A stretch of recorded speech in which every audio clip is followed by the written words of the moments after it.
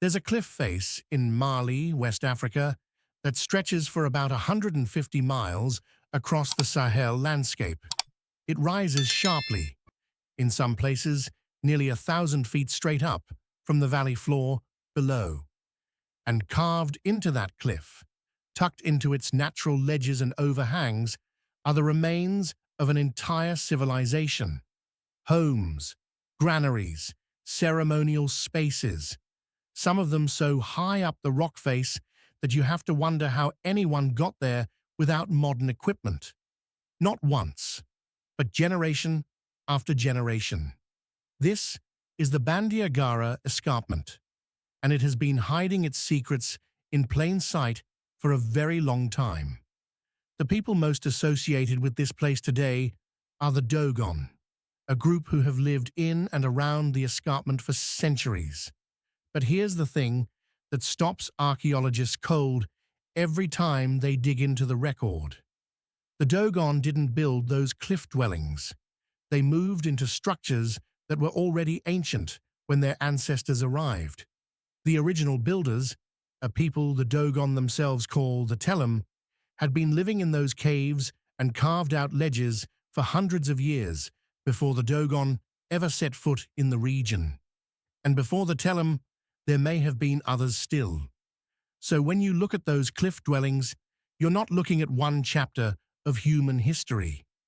You're looking at several of them, layered on top of each other, compressed into a single stretch of stone. The Telem arrived in the escarpment region somewhere around the 11th century. That's the current working estimate based on radiocarbon dating of materials found inside the dwellings: wooden beams, fiber textiles, fragments of everyday life preserved by the extreme dryness of the environment.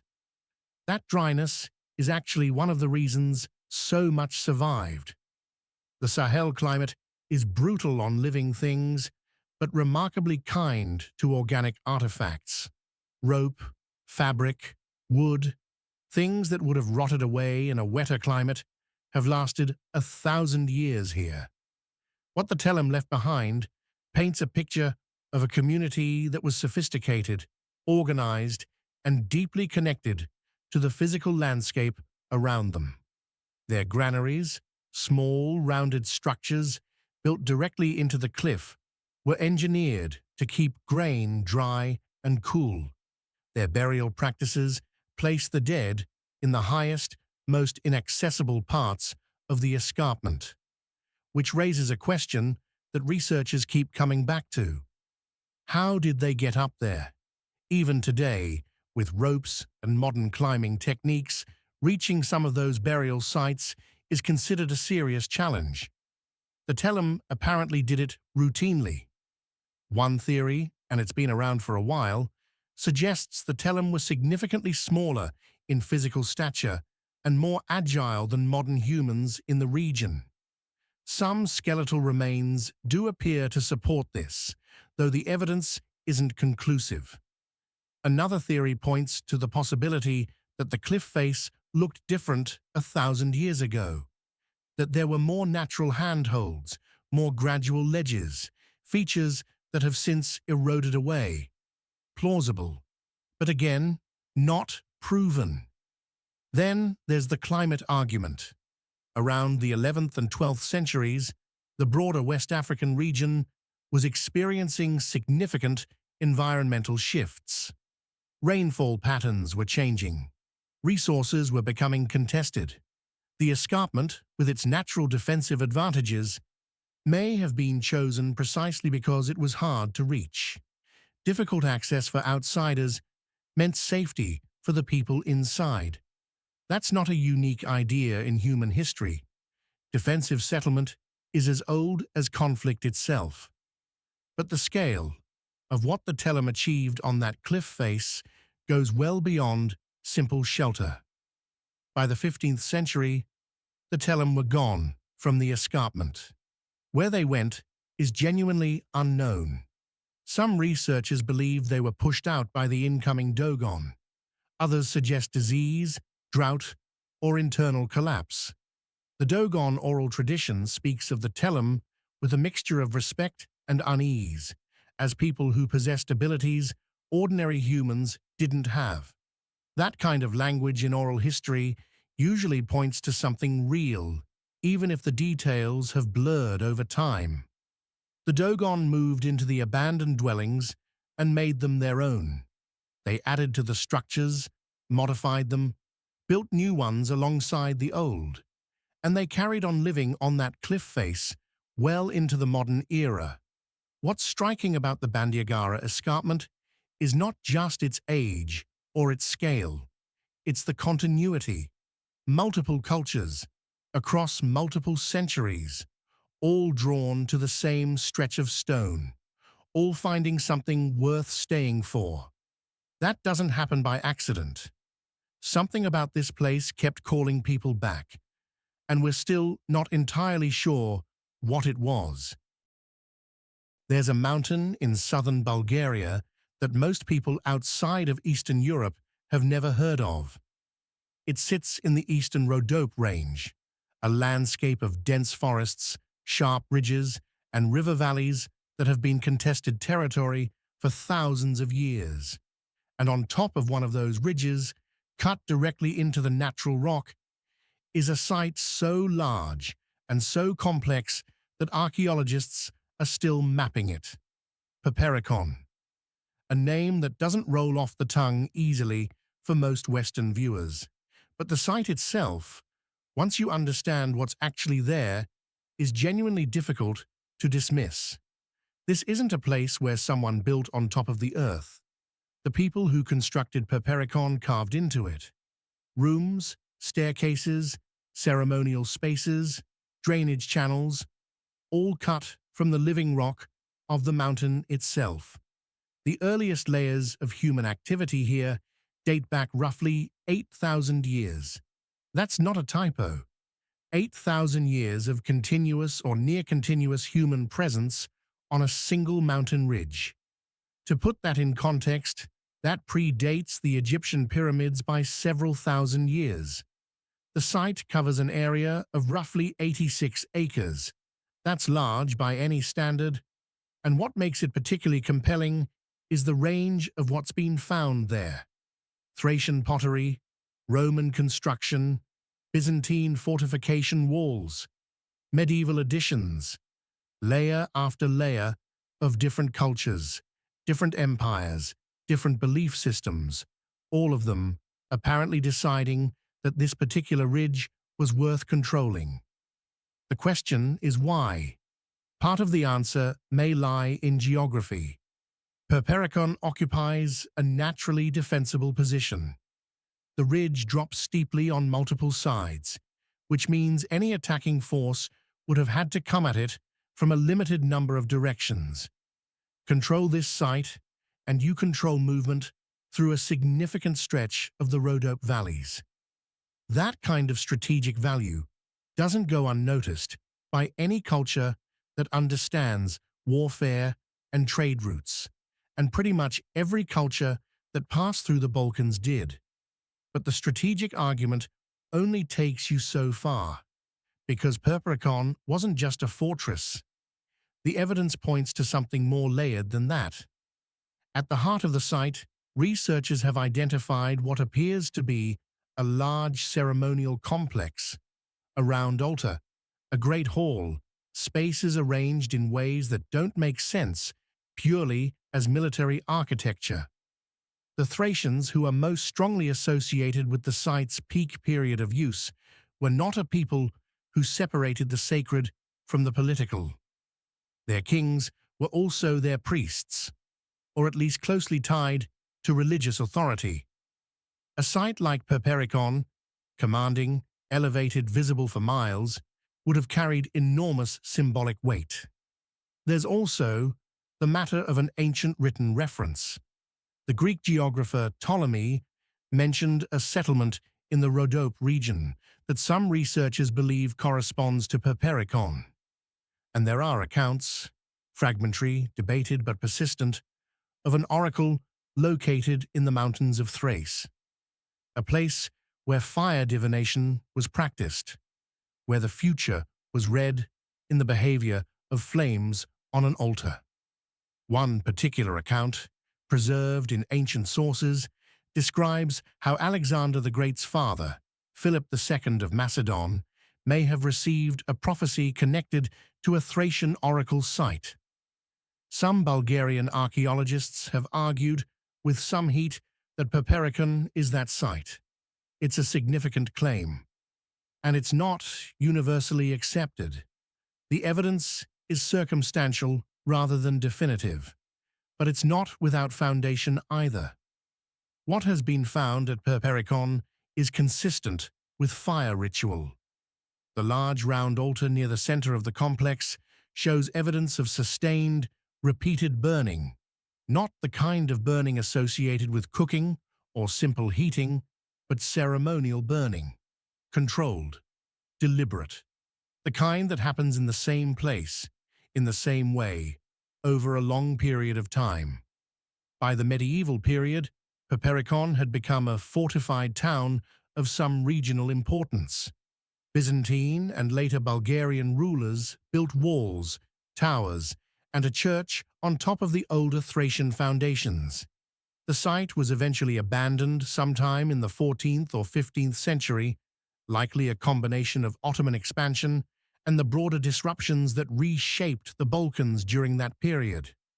Today, excavations are ongoing. New sections of the site are uncovered regularly, and each new discovery tends to complicate the picture rather than simplify it. That's the honest reality of Perperikon. The more you uncover, the more questions surface.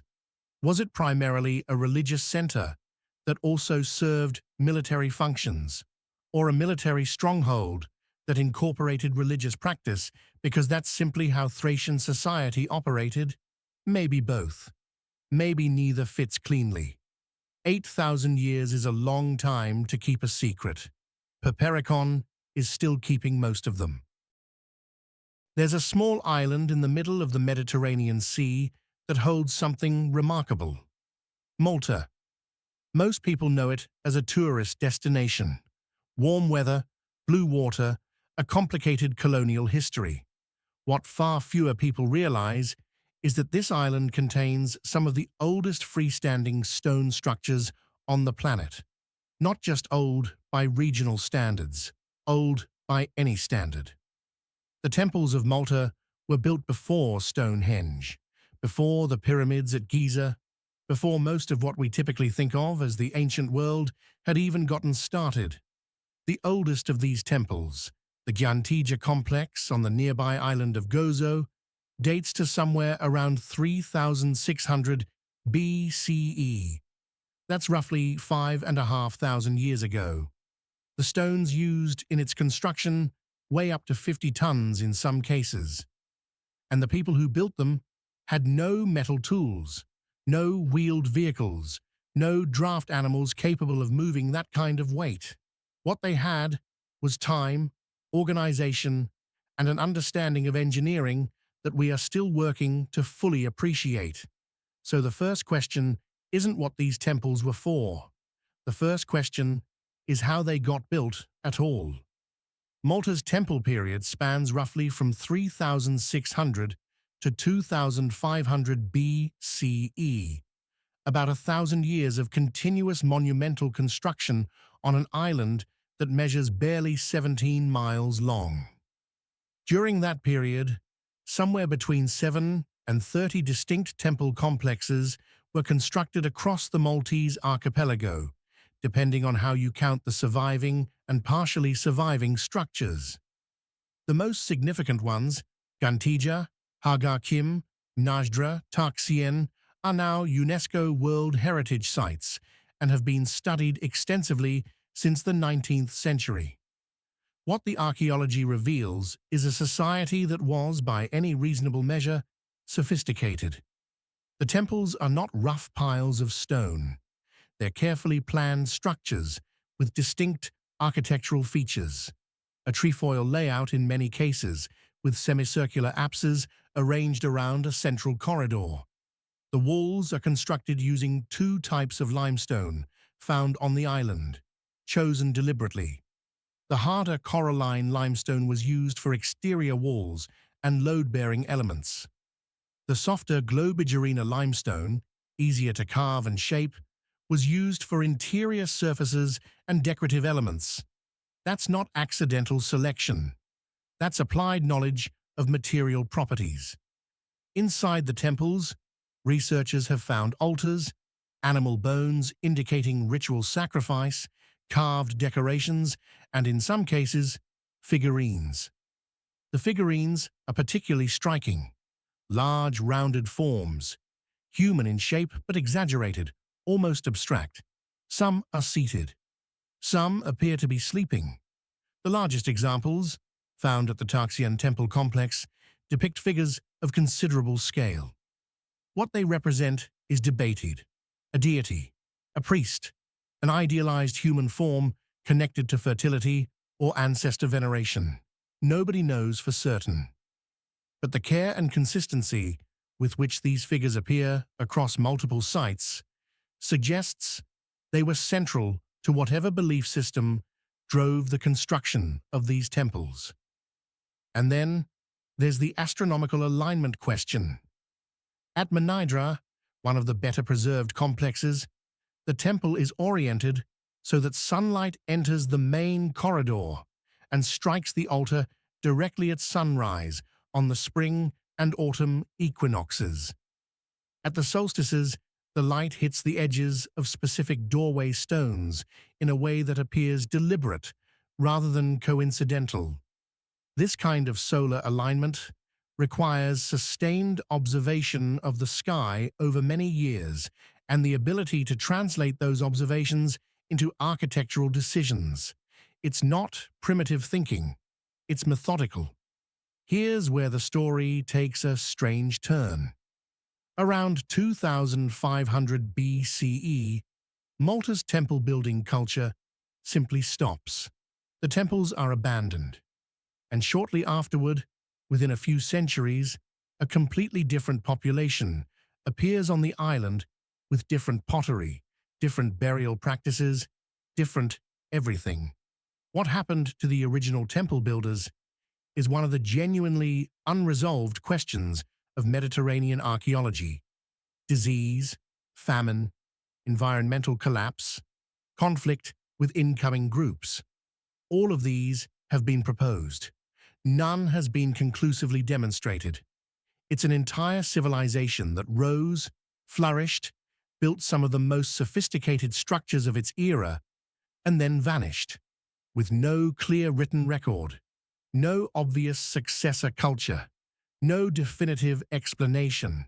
What they left behind are these temples, still standing after 5,000 years, still aligned to the same solstices they were built to track, still holding whatever meaning was carved into their stones by people whose names we will never know. The Maltese temples don't give up their answers easily. Researchers have spent decades on this archipelago, and the fundamental questions, who exactly these people were, what they believed, why they disappeared, remain genuinely open. There's a stretch of northern England where the landscape changes almost without warning. The rolling green fields of the south give way to something harder, bleaker, a long exposed ridge of dolerite rock cutting across the horizon like a scar. And running along that ridge for mile after mile is one of the most ambitious construction projects the ancient world ever attempted, Hadrian's Wall. Built on the orders of a Roman emperor who looked at the northern edge of his empire and decided that this, right here, was where civilization ended and everything else began.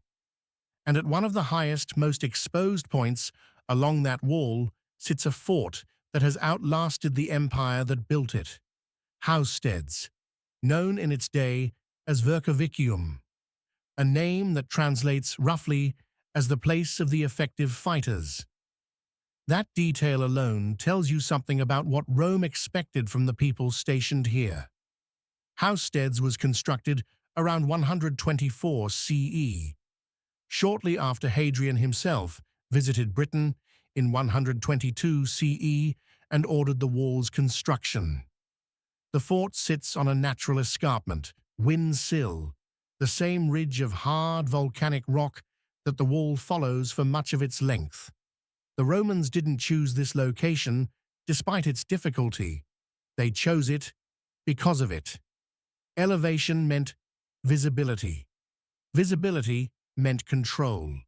And control was the entire point of Hadrian's Wall. The fort covers roughly 5 acres and was designed to house a garrison of around 800 infantry soldiers. At its operational peak, Housesteads was a fully functioning military community. Barracks, granaries, a headquarters building, a hospital, latrines. Some of the best preserved Roman latrines anywhere in the former empire, which sounds like an odd distinction until you realize what they tell us about Roman engineering and communal life. These weren't primitive pits. They were flushed with running water channeled from a cistern system, organized, efficient, engineered to keep a large population of men healthy in a damp, cold, difficult climate. The troops stationed at Housesteads were not, for the most part, Roman in the ethnic sense. That's a detail that surprises many people. By the 2nd and 3rd centuries CE, the Roman military drew from across the empire and beyond. Housesteads was garrisoned at various points by a unit from the Tungrian region, modern-day Belgium. There's also evidence of soldiers from North Africa, from the Rhine frontier, from other corners of a vast and diverse military machine.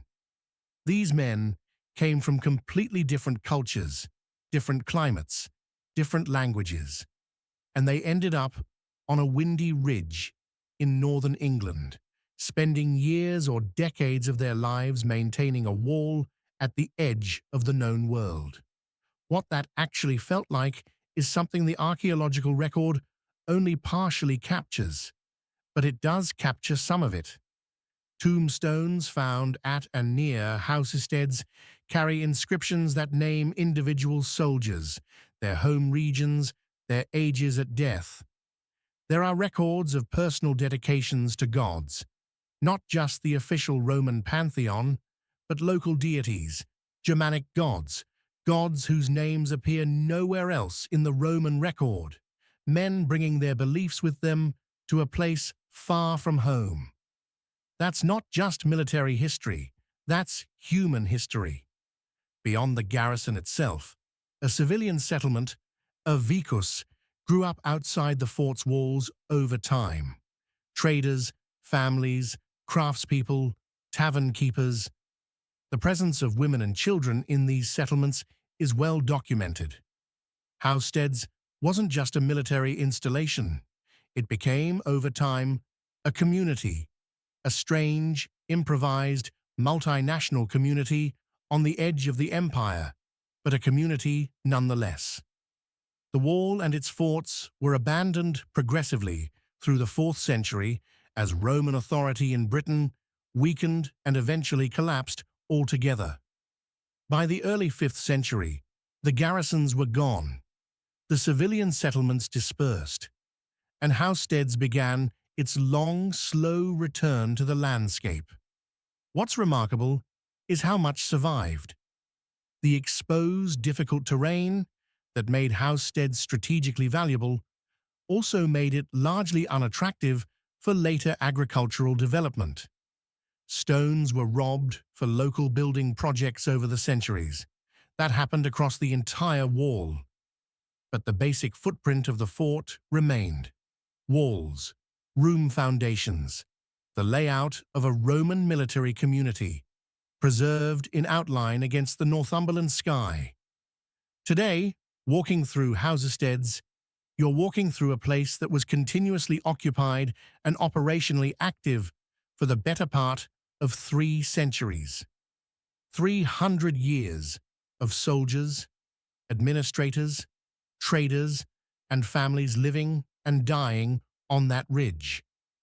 And yet the wall they maintained, the boundary they were sent to enforce, it never fully stopped what Rome feared from the north, whatever that actually was.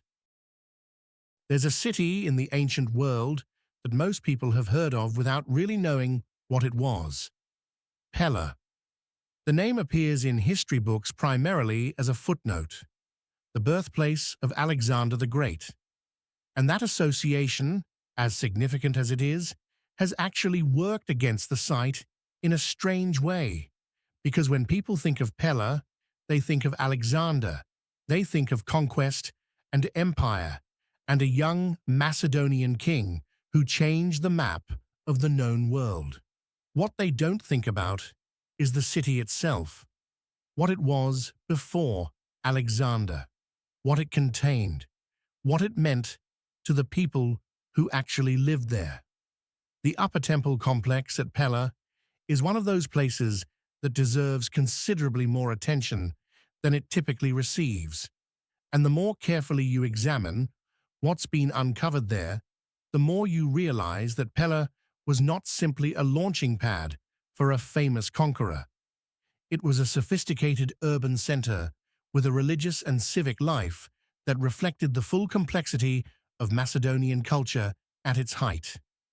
Pella became the capital of the Macedonian kingdom sometime around 400 BCE, when the king Archelaus transferred the royal seat from Aegae, the older capital, to this new location on the edge of a large coastal lagoon in what is now northern Greece. The choice was deliberate.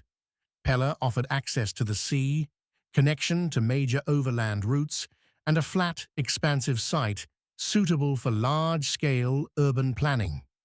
Archelaus brought in Greek artists, architects, and intellectuals. The playwright Euripides spent his final years at the Macedonian court. The painter Zeuxis worked there. Pella, from its earliest days as a capital, was reaching towards something, a particular kind of cultural legitimacy that the wider Greek world hadn't always extended to Macedonia. The Upper Temple area sits on elevated ground within the ancient city's footprint. Excavations conducted primarily by Greek archaeologists over the past several decades have revealed a complex of religious buildings whose scale and refinement challenge the older notion of Macedonia as a rough, peripheral culture on the edges of the Greek world. The temples here were built to standards consistent with the best construction of the classical period. Stone foundations, carefully fitted column drums, decorated terracotta roof elements, the kind of architectural investment that signals institutional commitment, not improvisation. What deities were worshipped in the Pella Upper Temple complex is a question that the evidence addresses only partially. Dedications and votive offerings found at the site point to Aphrodite and Cybele, among others. Cybele is particularly interesting in this context. She was a goddess of Anatolian origin, a mother deity associated with nature, fertility, and a certain kind of wild, uncontrolled power. Her cult spread widely across the Greek and later Roman world, but her presence at Pella, in significant form, suggests something about the religious openness of Macedonian culture. These were not people rigidly confined to a single tradition. They absorbed, adapted, incorporated. The mosaics found across Pella, not specifically in the temple area but throughout the excavated city, are among the finest examples of pebble mosaic work surviving from the ancient world. The famous hunting scene, showing figures in dynamic motion with a naturalism that anticipates later Hellenistic art, was found in a private house. That detail matters. If private homes in Pella contained artwork of that quality, the civic and religious structures would have been extraordinary by any contemporary standard. But here's what the archaeology keeps pushing back against. The written record for Pella is thin, genuinely thin. For a city that was one of the most powerful in the Greek-speaking world for nearly 2 centuries, the documentary evidence is frustratingly sparse. Much of what we know comes from the ground itself, from what excavators have physically uncovered rather than from texts that describe the city as it was. That gap between archaeological richness and documentary silence is one of the defining challenges of Pella scholarship. The city declined after the Roman general Aemilius Paulus defeated the Macedonian king Perseus at the Battle of Pydna in 168 BCE. Rome sacked Pella, stripped it, and while the city continued to exist in reduced form for some time afterward, it never recovered its former status. Eventually, the lagoon that had made Pella's location so advantageous silted up. The water receded, the trade routes shifted, and the city slowly subsided into the flat plain of northern Greece. What remains is substantial enough to be significant, but it represents a fraction of what Pella once was, a birthplace of empire, now mostly buried under agricultural fields. The upper temple still holding its questions, the mosaics still vivid after 2,000 years. There's a mound rising out of the flat northeastern Syrian plain that doesn't look like much from a distance. Just a low hill, really, the kind of subtle elevation that you might drive past without a second thought if you didn't know what was underneath it. But Tel Leilan, that's what archaeologists call it, using the Arabic word for mound, is not a natural formation. It's the accumulated debris of human occupation, stretching back more than 6,000 years. Layer upon layer of mud brick, ash, refuse, and rebuilding, compressed by time into a rise in the landscape that marks one of the most consequential cities of the ancient Near East. And at the center of Tel Leilan's story is something that reaches well beyond the site itself. A collapse, one of the earliest and most dramatic urban collapses in recorded human history. A civilization that was functioning, organized, and apparently thriving, and then, within what appears to be a relatively short window of time, simply stopped. Tel Leilan sits in the Kabul River Basin, a region of northeastern Syria that receives enough rainfall to support agriculture without irrigation. That distinction matters enormously in the ancient Near East, where most major civilizations depended on elaborate irrigation systems tied to the great rivers. The Kabul Basin was different. Rain-fed agriculture made it productive, resilient, and attractive to settlement from very early periods. By the 3rd millennium BCE, Tel Leilan had grown into a substantial city. Excavations led by Harvey Weiss of Yale University beginning in the 1970s revealed a settlement covering roughly 90 hectares at its peak, large by any standard of the period. The city had a lower town and an acropolis, public buildings, grain storage facilities on a significant scale, evidence of administrative complexity, including cylinder seals and written records consistent with the broader Mesopotamian bureaucratic tradition of the time. Around 2300 BCE, Tel Leilan came under the control of the Akkadian Empire, the first true empire in human history, centered further south in Mesopotamia under rulers like Sargon of Akkad and his successors.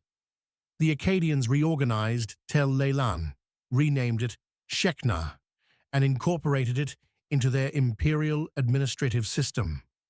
New buildings went up. The grain storage facilities expanded. The city became an important node in an imperial network that stretched across a vast swath of the ancient Near East. And then, around 2200 BCE, everything stops. The archaeological record at Tel Leilan shows a sharp and unmistakable break.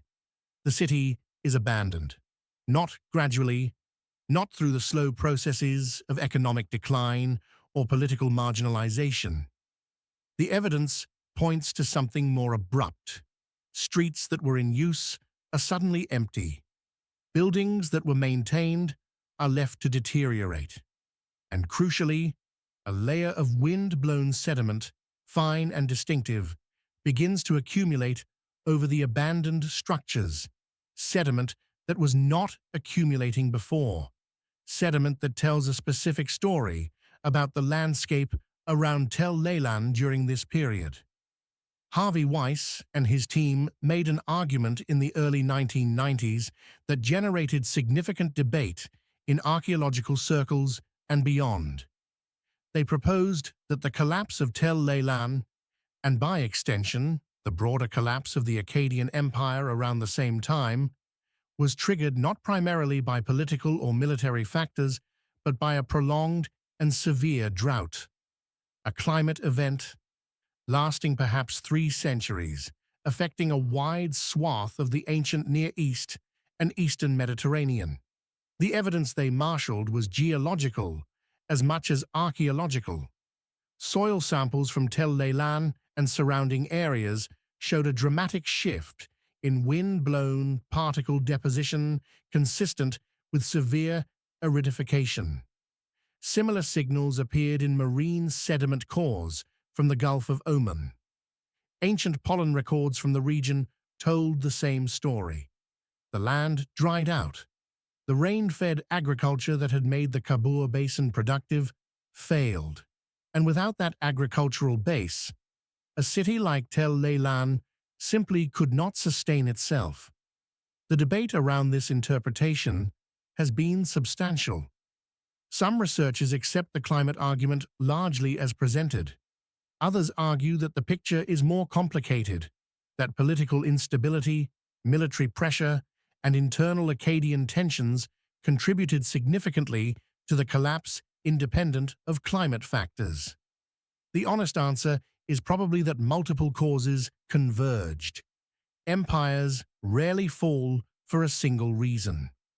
What makes Tel Leilan particularly significant in a broader context is the implication.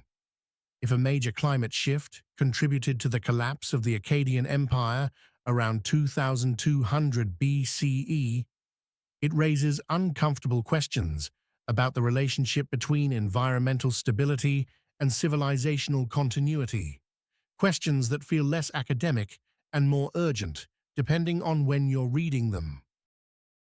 There's a stretch of farmland in North Yorkshire, England, that holds something most people have never heard of. 3 large, circular earthworks, arranged in a line across the landscape, each one roughly the same size, each one separated from the next by roughly a mile. From ground level, they're easy to miss. The banks have eroded over thousands of years, and modern agriculture has worked around and in some cases directly over them for generations. But from the air, the pattern is immediately clear. 3 rings, deliberate, aligned, built by people who understood something about this particular piece of ground that we're still trying to reconstruct. The Thornborough henges, constructed somewhere around 3,500 to 2,500 BCE, which places them broadly contemporary with Stonehenge, though Thornborough is considerably less famous. That gap in public recognition is not a reflection of the site's significance. By most archaeological measures, Thornborough was one of the most important ceremonial complexes in Neolithic and early Bronze Age Britain, possibly the most important in northern England during its period of use. The site drew people from considerable distances. That much the evidence makes clear. What it can't fully tell us is why. Each of the 3 henges measures roughly 240 meters in diameter. That's nearly 800 feet across. The banks surrounding each one were originally substantial, likely standing several meters high when first constructed. And here's a detail that took researchers some time to fully appreciate. Those banks were coated with gypsum, a white mineral that would have made the earthworks gleam in sunlight and moonlight alike. Visible from miles away, across the flat Yorkshire landscape. That's not a practical choice. That's a deliberate visual statement. These structures were meant to be seen. The alignment of the three henges has attracted considerable attention, and not without reason. When you plot their arrangement on a map, they follow a line oriented roughly northwest to southeast, and that alignment corresponds, at least approximately, to the alignment of the three belt stars of the Orion constellation as they appear in the night sky: Al-Nitak, Al-Nilam, Mintaka. Three stars in a row, slightly offset from a perfectly straight line in a way that mirrors the slight offset of the three henges on the ground. This parallel was noted seriously by archaeologists, including Jan Harding, who has done extensive work at Thornborough, and it connects Thornborough to a broader pattern of possible astronomical orientation in Neolithic monuments across Britain and Europe. Whether the builders of Thornborough were deliberately replicating Orion's belt on the landscape is a question that can't be answered with absolute certainty. The alignment is real. The intention behind it is interpreted rather than proven. But the correspondence is precise enough that dismissing it entirely requires its own explanation. The site sits at a natural crossing point on the River Ure. That geography was almost certainly not coincidental. Water sources held ritual and practical significance for Neolithic communities, and the combination of a river crossing with a major ceremonial complex suggests Thornborough functioned as a gathering place, a location where communities from a wide surrounding region came together at significant times of year. The scale of the earthworks supports this. You don't build three henges of this size for a small local community. The investment of labor required to construct them implies the coordination of large numbers of people over extended periods. What those gatherings involved is partially illuminated by what's been found at and around the site. Evidence of feasting. Animal bones indicating the slaughter and consumption of large numbers of cattle. Cremated human remains. Artifacts made from materials that came from distant regions of Britain, suggesting the people who came to Thornborough were not all local. This was, by any reasonable interpretation, a major centre, a place where the social, religious, and possibly political life of a wide community was organized and expressed. The henges were used and modified over a long period, centuries rather than decades. Different phases of construction are visible in the archaeological record. The site evolved. It was not built once and left alone, but returned to, added to, changed. That kind of sustained investment across multiple generations tells you something fundamental about what Thornborough meant to the people who maintained it. By the Middle Bronze Age, the site's primary ceremonial function appears to have faded. The landscape around it was given over increasingly to agriculture. The Great White Banks began their long, slow erosion into the Yorkshire earth. Today, one of the three henges sits on land that has been actively quarried. The damage is significant and irreversible. What remains is protected, but what's already gone is gone.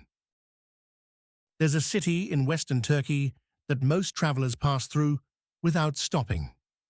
Aydın, a modern provincial capital in the Büyük Menderes River Valley, known today primarily for its fig production and its position on the main rail line between Izmir and the interior. Unremarkable by most tourist standards, but just above the modern city, on a broad plateau overlooking the valley, are the scattered remains of one of the most significant urban centers of the ancient Aegean world. A city that was, at various points in its history, wealthy, cultured, administratively important, and catastrophically destroyed. and then rebuilt, and then partially destroyed again. Tralles. The name appears in ancient sources with enough regularity to confirm that this was a place that mattered. Greek historians wrote about it. Roman administrators organized around it. The Apostle Paul may have passed through the region. And somewhere within the city's layered archaeology lies a sacred complex, temples, altars, ceremonial spaces that has never been fully excavated and whose complete story remains frustratingly just out of reach. The earliest significant presence at Tralles dates to the period following Alexander the Great's campaigns through Asia Minor in the 4th century BCE. The city grew substantially under the Seleucid successors and later came under the influence of the Kingdom of Pergamon before passing to Roman control in 133 BCE, when the last Pergamene king bequeathed his kingdom to Rome. Under Roman administration, Tralles flourished. It became one of the wealthiest cities in the province of Asia, a status reflected in its public buildings, its coinage, and the quality of artwork produced there or associated with it. The sacred complex at Tralles included a temple to Zeus, one of the most significant deity associations in the Hellenistic and Roman civic tradition, as well as structures associated with the imperial cult, the system by which Roman emperors were venerated as divine figures. That combination is telling. At Tralles, as in many cities of Roman Asia Minor, the religious and the political were not separate categories. Honoring the emperor through ritual was simultaneously an act of religious observance and a declaration of civic loyalty. The temples were instruments of governance as much as worship. What makes the Tralles sacred complex particularly interesting from an archaeological standpoint is what happened to it. In 26 BCE, a severe earthquake struck the region. Ancient sources, including the geographer Strabo, describe the destruction at Tralles as substantial. The Emperor Augustus responded by providing financial assistance for reconstruction, a gesture that was both genuinely useful and politically calculated. Cities that received imperial aid tended to reciprocate with enthusiastic expressions of loyalty. The rebuilt structures at Tralles almost certainly reflected this dynamic. New temples and public buildings, constructed with imperial support, would have carried visible markers of that connection. But the earthquake of 26 BCE was not the last. The region of Western Turkey sits on one of the most seismically active zones in the world, and Tralles was struck repeatedly over its history. Each major seismic event reshaped the city's archaeology in ways that make clean interpretation difficult. Structures from different periods collapse onto each other. Rebuilding phases overlap. What looks like a single complex may represent 3 or 4 different construction episodes separated by centuries and disaster. The surviving above-ground remains at the site today are limited but evocative. A section of gymnasium wall standing to a considerable height. Column fragments. Architectural elements scattered across the plateau. The most famous image associated with Tralles is the so-called Tralles Youth, a marble statue of exceptional quality discovered at the site in the 19th century and now held in the Istanbul Archaeological Museum. The statue dates to the Roman imperial period and displays a technical mastery that confirms what the ancient sources suggest. Tralles was not a provincial backwater. It was a city that could afford and attract the finest work of its era. What the sacred complex looked like at its height, the arrangement of its temples, the rituals performed within them, the visual experience of moving through those spaces is something that current excavation data can only partially reconstruct. The site has seen significant looting and uncontrolled digging over the centuries. Much that might have answered key questions has been removed, scattered, or destroyed before systematic archaeology could record it. That loss is real, and it's worth sitting with for a moment, because what's gone from Tralles isn't just stones and artifacts. It's context, the relationships between objects, between spaces, between layers of time that tell you not just what existed, but how it was used and what it meant. There's a town in central Turkey, in the region known as Cappadocia, where the ground beneath your feet is not what it appears to be.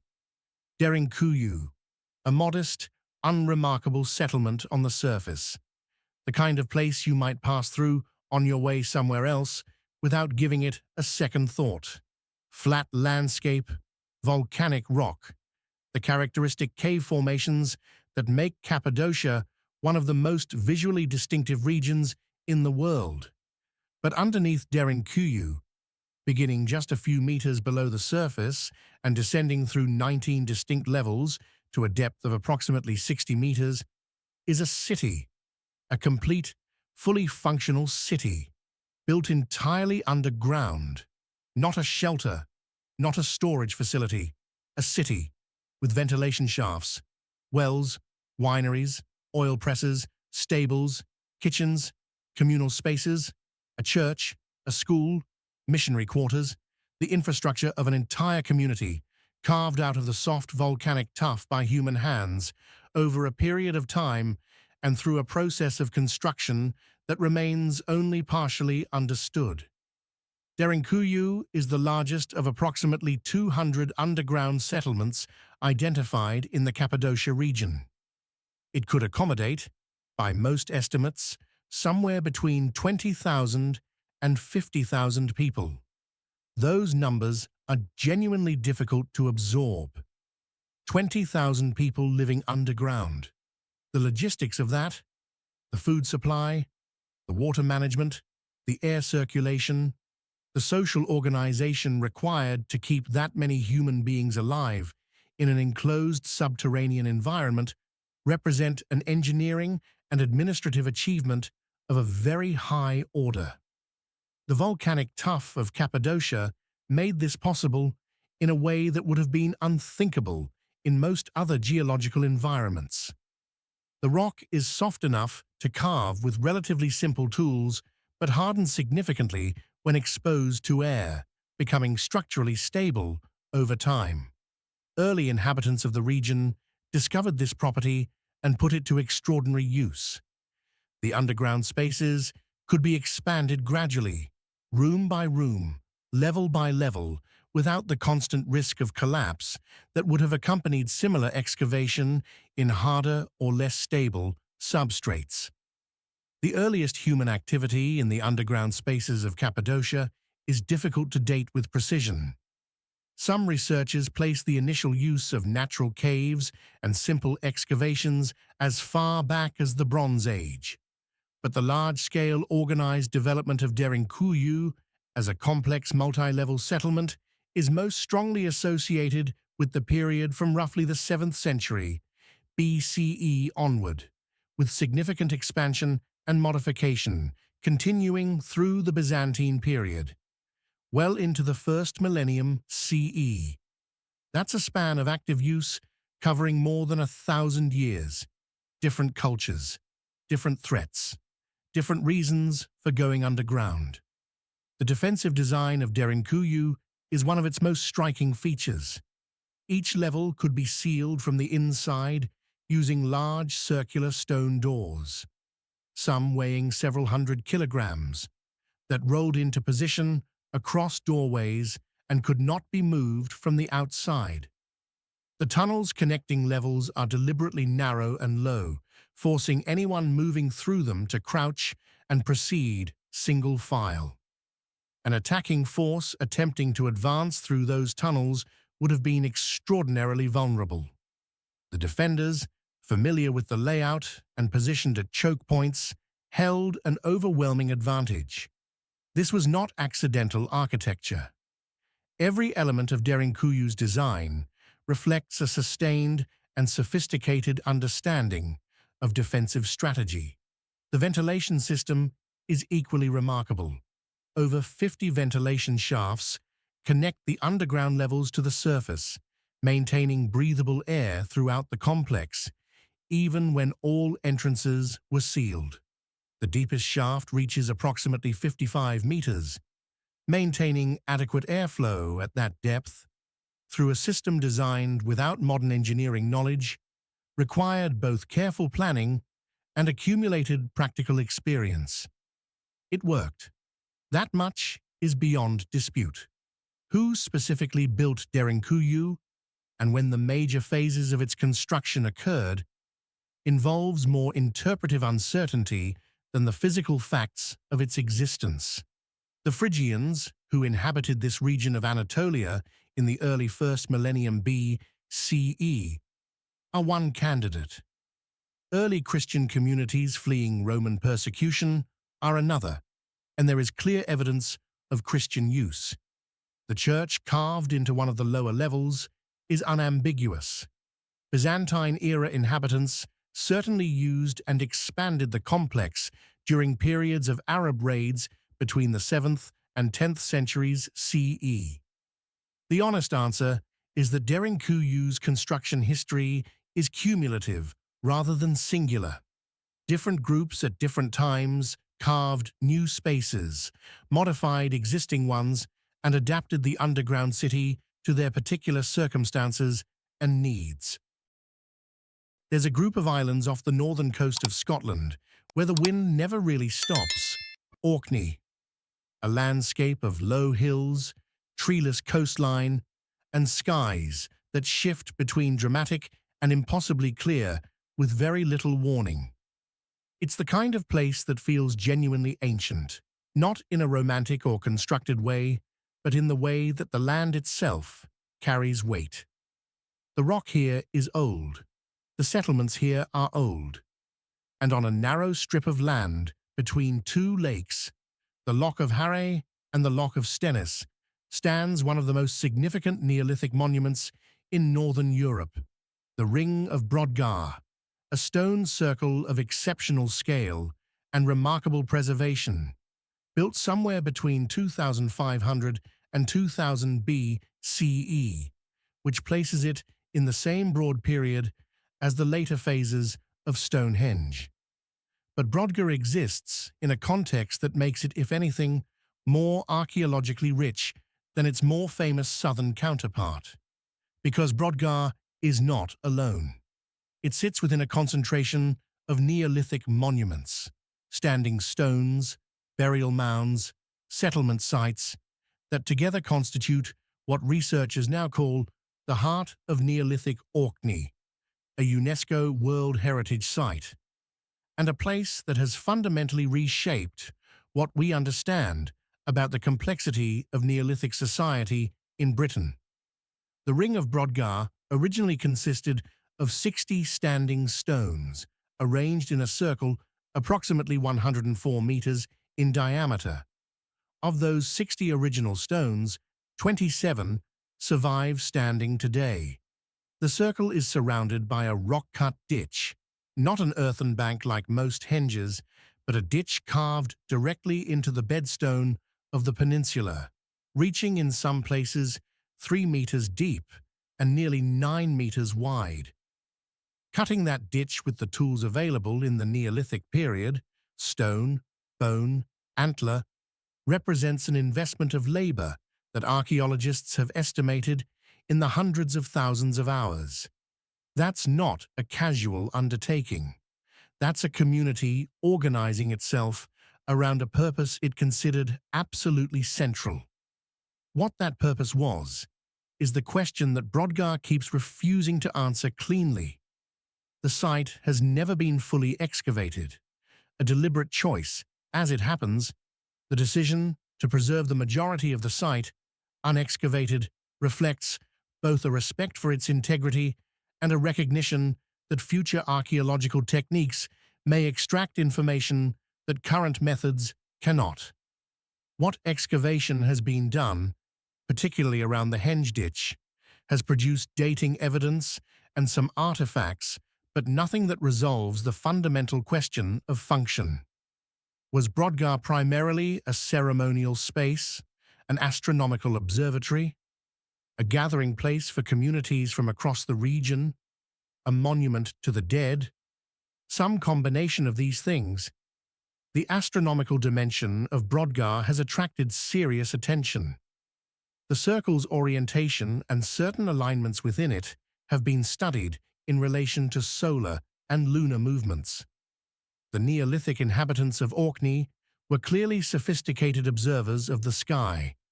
The nearby chambered tomb of Maeshowe, just over a mile from Brodgar, is oriented so that its entrance passage receives direct sunlight only at the midwinter solstice sunset. That level of precision requires sustained astronomical observation and the ability to encode those observations into architecture. If the builders of Maeshowe had that capability, it's reasonable to consider that Brodgar's geometry may carry similar intentionality.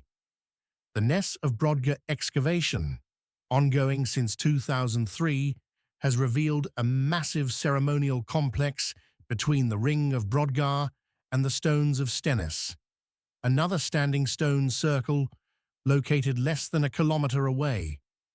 The structures uncovered at the Ness are extraordinary. Large, carefully constructed buildings with elaborately decorated interiors, evidence of feasting on a massive scale. Painted stonework, the remains of what appears to be a cathedral-like structure that predates the great medieval cathedrals of Europe by 3,000 years. The Ness of Brodgar was not a peripheral site. It was, by any measure, a center of significant power and organization. And here's something that the Ness excavation revealed that genuinely surprised researchers. At some point, the site was deliberately closed down. A massive feast was held. The bones of hundreds of cattle were deposited in a single event, and then the buildings were systematically dismantled and buried. A planned ending. A conscious decision by a community to terminate something they had maintained for centuries. Why they made that decision is unknown. What changed? What shifted in their world or their beliefs that made them decide to end it this way, with ceremony and deliberate closure, rather than gradual abandonment? The Ring of Brodgar still stands in the wind off the Orkney Locks. The stones that remain are enough to convey the scale of what was intended. There's a flat, sun-baked plain in the La Mancha region of central Spain that most people associate with one thing and one thing only: Don Quixote. Cervantes set his famous novel in this landscape deliberately. The Manchegan Plain as a place of illusion, of things that aren't quite what they seem, of windmills mistaken for giants. It's a literary association so powerful that it tends to obscure everything else about this region, including the fact that La Mancha contains one of the most unusual and archaeologically significant Bronze Age sites in all of Western Europe, Motilla de Azuer. The name itself is relatively modest. Motilla simply means small mound in the local dialect. But what sits beneath and around that mound is anything but modest. A fortified settlement, built approximately 4,000 years ago, organized around a central tower and well system that represents, as far as current evidence can determine, the oldest known water management structure in the Iberian Peninsula, possibly among the oldest in Western Europe. The Bronze Age in Iberia, roughly 2,200 to 900 BCE, was not a period that generated the kind of monumental architecture most people associate with ancient civilizations. No pyramids, no towering temple complexes. The archaeological signature of Bronze Age Iberia is generally subtler than that, which is part of what makes Motilla de Azuer so striking. It stands out even against the broader European Bronze Age record as something genuinely unusual in its design and its apparent function. The site consists of a central fortified tower surrounded by concentric rings of walls, three successive defensive perimeters enclosing an inner compound. The entire complex measures roughly 100 meters in diameter. The tower at the center rises, in its surviving state, to several meters, and originally would have been considerably taller. From the top of that tower, the surrounding plain is visible for a significant distance in every direction. Control and visibility. The same logic that drove fortification decisions across the ancient world is clearly present at Motilla de Azuer. But the tower is not the most important element of the site. At the base of the central tower, the inhabitants of Motilla de Azuer sank a well, and that well is what makes this site genuinely remarkable. The well reaches the water table at a depth of approximately 5 meters. It was maintained, cleaned, and actively used throughout the settlement's occupation, a period spanning roughly from 2200 to 1300 BCE, nearly 1,000 years of continuous use. Excavations led by Spanish archaeologist Miguel Fernández Miranda and later by teams from the University of Castilla-La Mancha have recovered an extraordinary quantity of material from the well and its immediate surroundings: pottery, animal bones, human remains, artifacts that together paint a detailed picture of daily life in a Bronze Age community organized around a single critical resource: water. In the La Mancha Plain, water has always been the determining factor. The region receives limited and unpredictable rainfall. The summers are long and hot. Rivers run low or dry entirely during drought periods. 4,000 years ago, before modern irrigation and water infrastructure, the difference between a reliable water source and an unreliable one was quite literally the difference between survival and abandonment. The well at Motilla de Azuer appears to have been that reliable source, and the fortifications surrounding it suggest that the community was very much aware of what they had and very much committed to defending it. This wasn't simply a settlement that happened to have a well. The entire spatial organization of the site, the concentric walls, the central tower, the arrangement of residential and storage spaces, was designed around protecting access to water. Isotopic analysis of human remains found at the site has produced some genuinely interesting results. The individuals buried at Motilla de Azuer show dietary signatures consistent with a community that had reliable, year-round access to water and the agricultural productivity that comes with it. They were, relative to other Bronze Age populations in the region, comparatively well-nourished. The well was working. The system was functioning. Around 1300 BCE, the site was abandoned. The timing corresponds broadly with a period of significant climate disruption across the Mediterranean and Near East. The same general era that saw the collapse of Bronze Age palatial cultures across Greece, the Eastern Mediterranean, and the Levant. Whether the abandonment of Motilla de Azuer was directly connected to that broader climatic event, or driven by more local factors, is a question the evidence hasn't fully resolved. A Bronze Age community in central Spain. A well at the center of everything. 4,000 years ago, they understood something fundamental about what civilization actually requires to survive. What stays with you after moving through all of these places is not the stone or the scale or the sheer age of what was built. It's the people behind it, ordinary human beings who looked at a cliff face, a plateau, a flat plain, a piece of volcanic rock, and decided to make something permanent out of it. Something that would outlast them by thousands of years, even if they never intended that. we tend to think of the ancient world as something largely solved. Dates in textbooks, names on museum placards, the comfortable assumption that the past has been organized and explained. It hasn't, not even close. Every site in this series has more unanswered questions than answered ones. And that's not a failure of archaeology. That's an honest reflection of how deep and how complex the human story actually is. There's more to explore, more sites, more mysteries, more moments where the evidence stops and the questions begin. If this series has meant something to you, if it's made you curious, made you think, made you want to know more, please consider subscribing and supporting the channel. It's what makes this kind of storytelling possible. We're just getting started. Central Italy.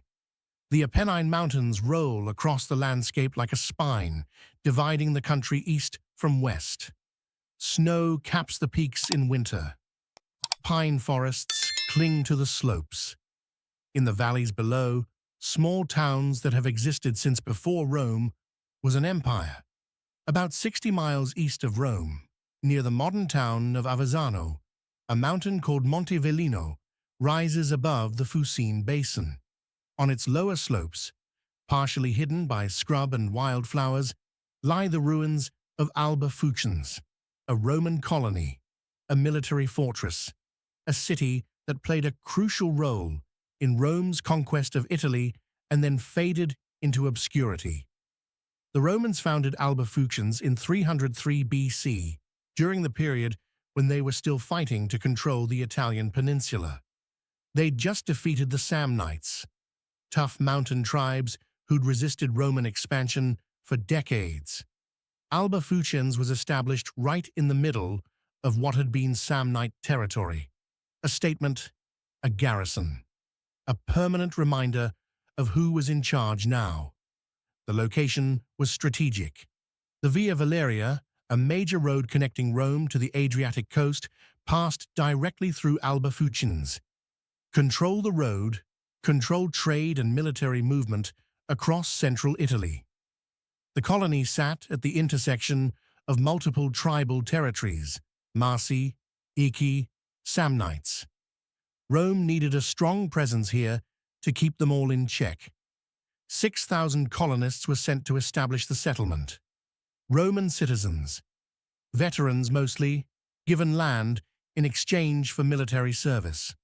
They brought their families, their customs, their gods. Within a generation, Alba Fucens was a fully functioning Roman city. Forums, temples, amphitheater, baths, everything a proper Roman needed to feel civilized. The fortifications were impressive. Massive polygonal walls, built from local limestone, some blocks weighing several tons.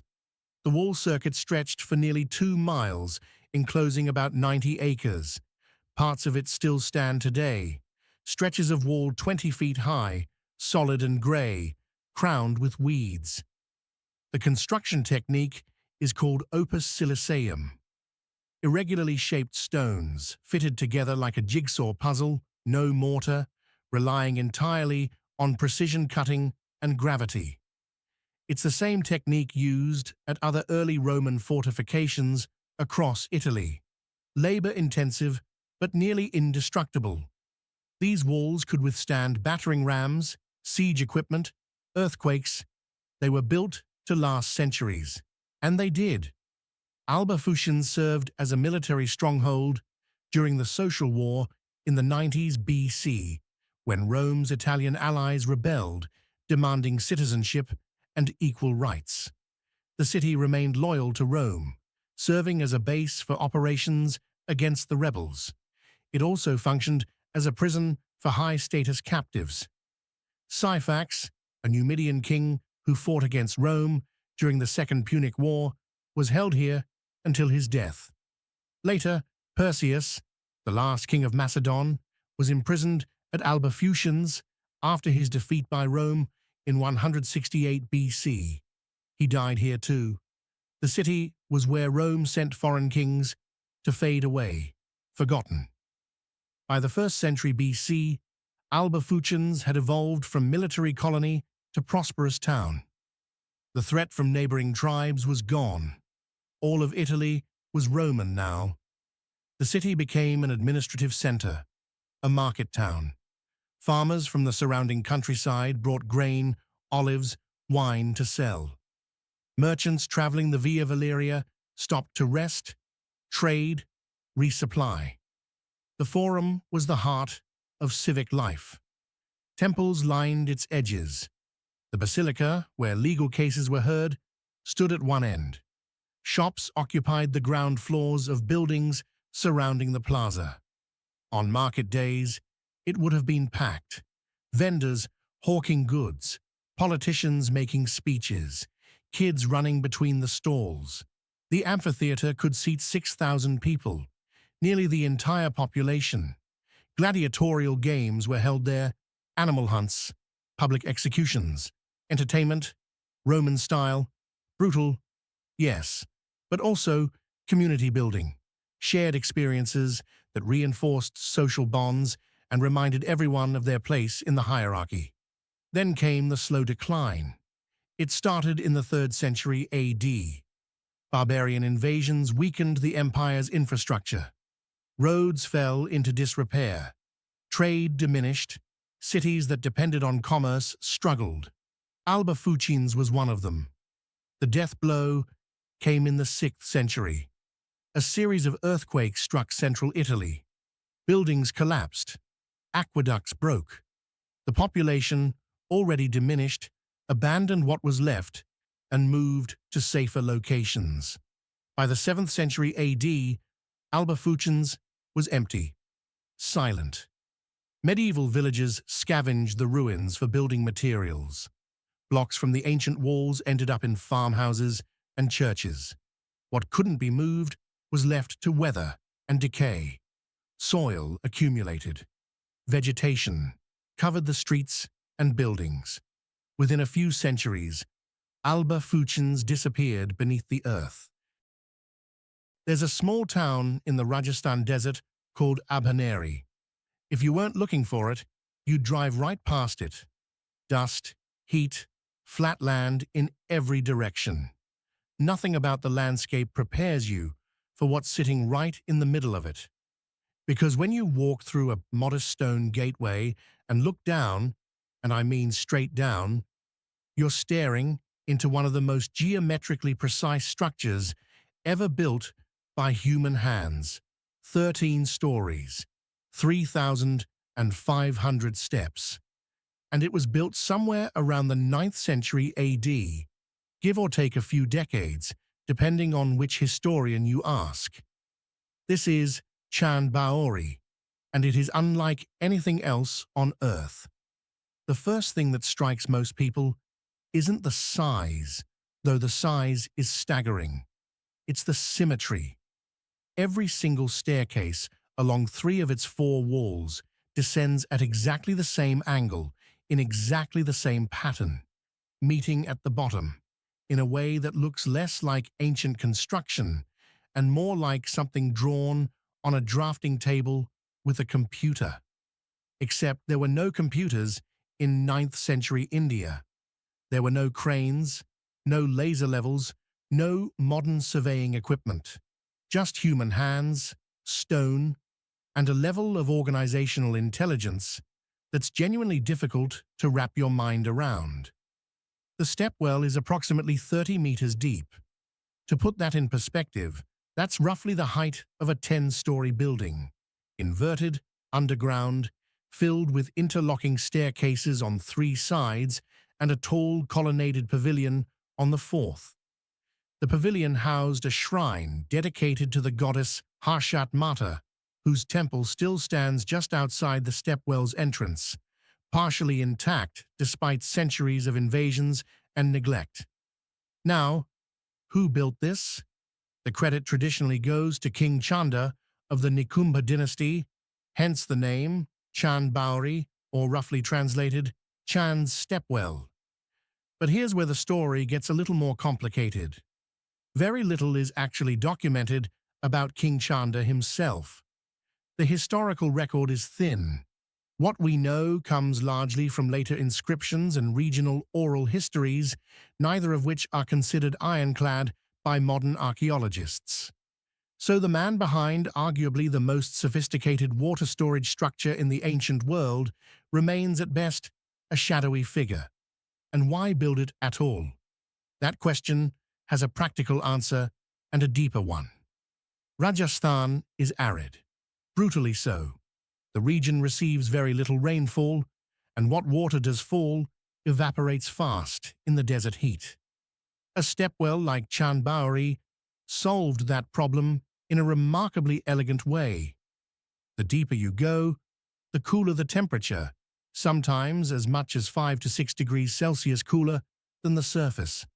The water at the bottom stays relatively cool and clean, and the thousands of steps serve a purpose beyond access.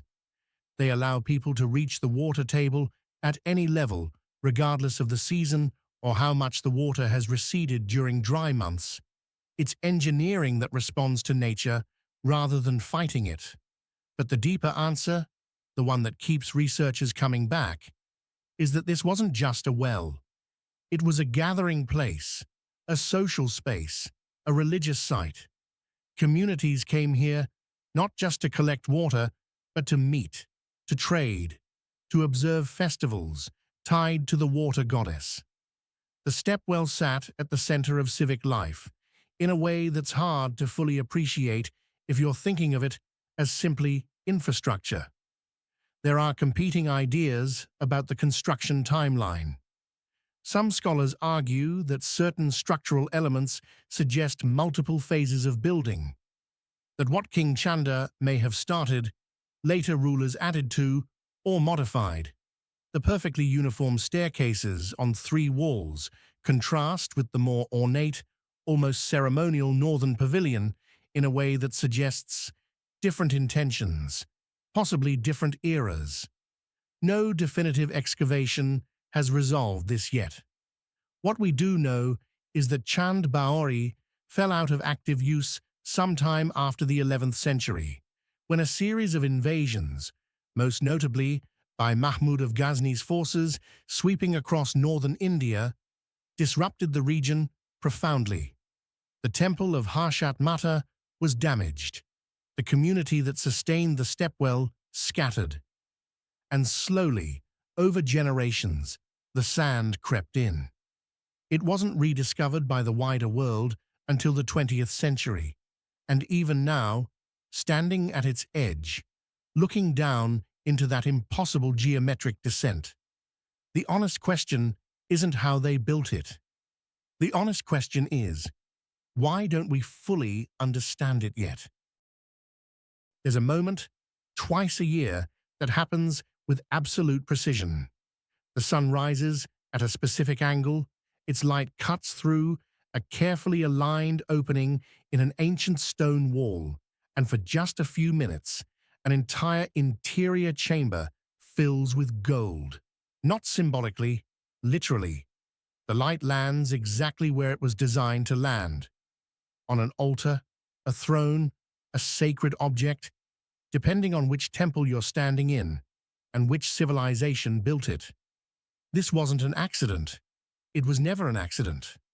Across the ancient world, cultures separated by thousands of miles and thousands of years built temples oriented to the sun with an accuracy that modern architects openly admire.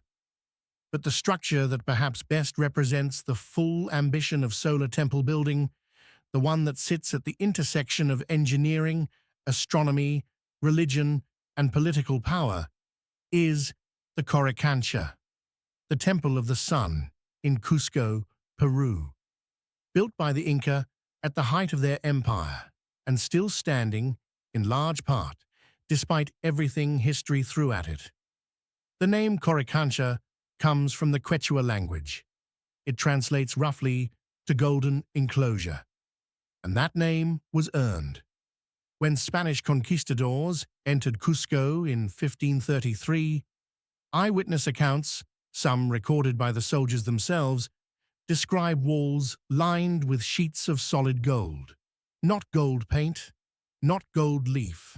Solid hammered gold panels covering the interior walls of the main temple chamber. There was a golden disc representing Inti, the sun god, positioned so that during the June solstice, the rising sun would strike it directly, flooding the room with reflected light. The effect, by all accounts, was extraordinary. The Spanish melted most of it down within months. What they couldn't destroy, and what they tried to build over, quite literally, was the stonework underneath. And this is where the Coricancha becomes something beyond a story of lost gold. The Inca masonry at the base of this temple is among the finest ever produced by any civilization. The stones are cut and fitted together without mortar. No cement, no adhesive of any kind. And yet the joints between them are so tight that even today, after centuries of earthquakes, Cusco sits in a seismically active zone. A standard sheet of paper cannot be slid between them. Think about that for a moment. The Spanish built a colonial church, the Church of Santo Domingo, directly on top of the Inca foundations. When a major earthquake struck in 1950, the Spanish colonial structure cracked and partially collapsed. The Inca walls beneath it didn't move. Now, how the Inca achieved this level of precision is a question that hasn't been fully resolved. There were no iron tools. Andean civilizations of this period worked with bronze, stone, and what researchers believe were highly refined abrasive techniques. Some experimental archaeologists have demonstrated that with enough time, skilled workers, and the right abrasive materials, these kinds of joints are achievable. But the scale of the Coricancha and the consistency of the craftsmanship across every visible stone suggests a level of institutional knowledge and workforce organization that goes well beyond what most casual accounts give the Inca credit for. The solar alignment is equally deliberate. The Coricancha wasn't just a religious building. It functioned as the astronomical center of the Inca Empire. From it, a system of imaginary lines called siquis radiated outward across the landscape in every direction. 41 lines, each associated with specific huacas or sacred sites. Shrines, springs, mountain peaks, fields. The entire sacred geography of the Inca world was organized around this one building. It was, in the most literal sense, the center of their universe. There are researchers who argue the site's astronomical alignments predate the Inca themselves, that the location was considered sacred long before the empire rose to power, possibly as far back as the Tiwanaku culture, which flourished centuries earlier in the Lake Titicaca basin. The evidence for this is circumstantial but not negligible. Certain foundation stones at the Coricancha appear stylistically inconsistent with confirmed Inca construction methods, raising questions about what may have stood on that ground before. Those questions haven't been answered. Excavations beneath the site are limited. The church above it complicates everything, and the full picture of what the Coricancha replaced, if anything, remains unclear. What is clear is this: whoever built here, and whenever they first broke ground, they understood something about the relationship between stone, light, and human meaning that we are still, slowly, carefully, trying to decode. There's a coastline in southwestern Turkey where the mountains meet the sea in a way that feels almost theatrical. The cliffs drop straight down into water so clear you can see the bottom from 50 feet up. Ancient ruins sit half-submerged along the shoreline, swallowed slowly by the Mediterranean over the course of centuries, and cut directly into the vertical rock faces above, some accessible only by boat, others perched so high that climbing to them would require serious equipment, are tombs, hundreds of them, carved with such architectural detail that they look less like burial sites and more like the facades of actual buildings frozen permanently into stone. These are the Lycian rock tombs, and the civilization that made them had a relationship with death that was, by any measure, remarkable. The Lycians were not a people who left behind a great deal of written history in their own words. What we know of them comes partly from Greek and Roman sources. Herodotus mentioned them, Strabo described their cities, and partly from the physical evidence they left scattered across the region they called Lycia, which covers much of what is now the Antalya and Muğla provinces of modern Turkey. They were a distinct culture, not Greek, not Persian, though they had contact and conflict with both. They spoke their own language, governed themselves through one of the ancient world's earliest known democratic confederacies, and they buried their dead in a way that nobody else in the ancient Mediterranean quite replicated. The tombs themselves fall into a few broad categories. There are the pillar tombs, freestanding stone columns with burial chambers on top, visible from a distance across the landscape. There are the sarcophagi, some of them enormous, with distinctive curved lids that look almost like an upturned boat hull. And then there are the rock-cut tombs, the ones carved directly into cliff faces, and these are the ones that stop people cold. The most elaborate examples are found at sites like Myra, Tilos, and Pinara. At Myra especially, the cliff face is essentially a vertical city of the dead, dozens of tomb facades stacked one above another, each one carved to resemble the front of a Lycian house or temple. Columns, pediments, beam ends rendered in stone. Some have relief carvings of the deceased inside, reclining on couches in a scene that suggests not death exactly, but a kind of eternal domestic comfort. Others have inscriptions in the Lycian language that took modern linguists the better part of 2 centuries to partially decode. And here's something that doesn't get mentioned often enough. The positioning of these tombs, high on vertical cliff faces, often completely inaccessible, without ropes or scaffolding, was entirely intentional. The Lycians believed that the souls of the dead were carried to the afterlife by winged creatures, something between a bird and a spirit in their cosmology. Height mattered. The closer to the sky, the better the passage.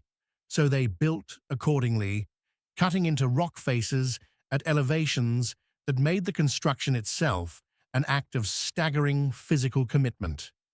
How exactly they did it remains a subject of genuine debate.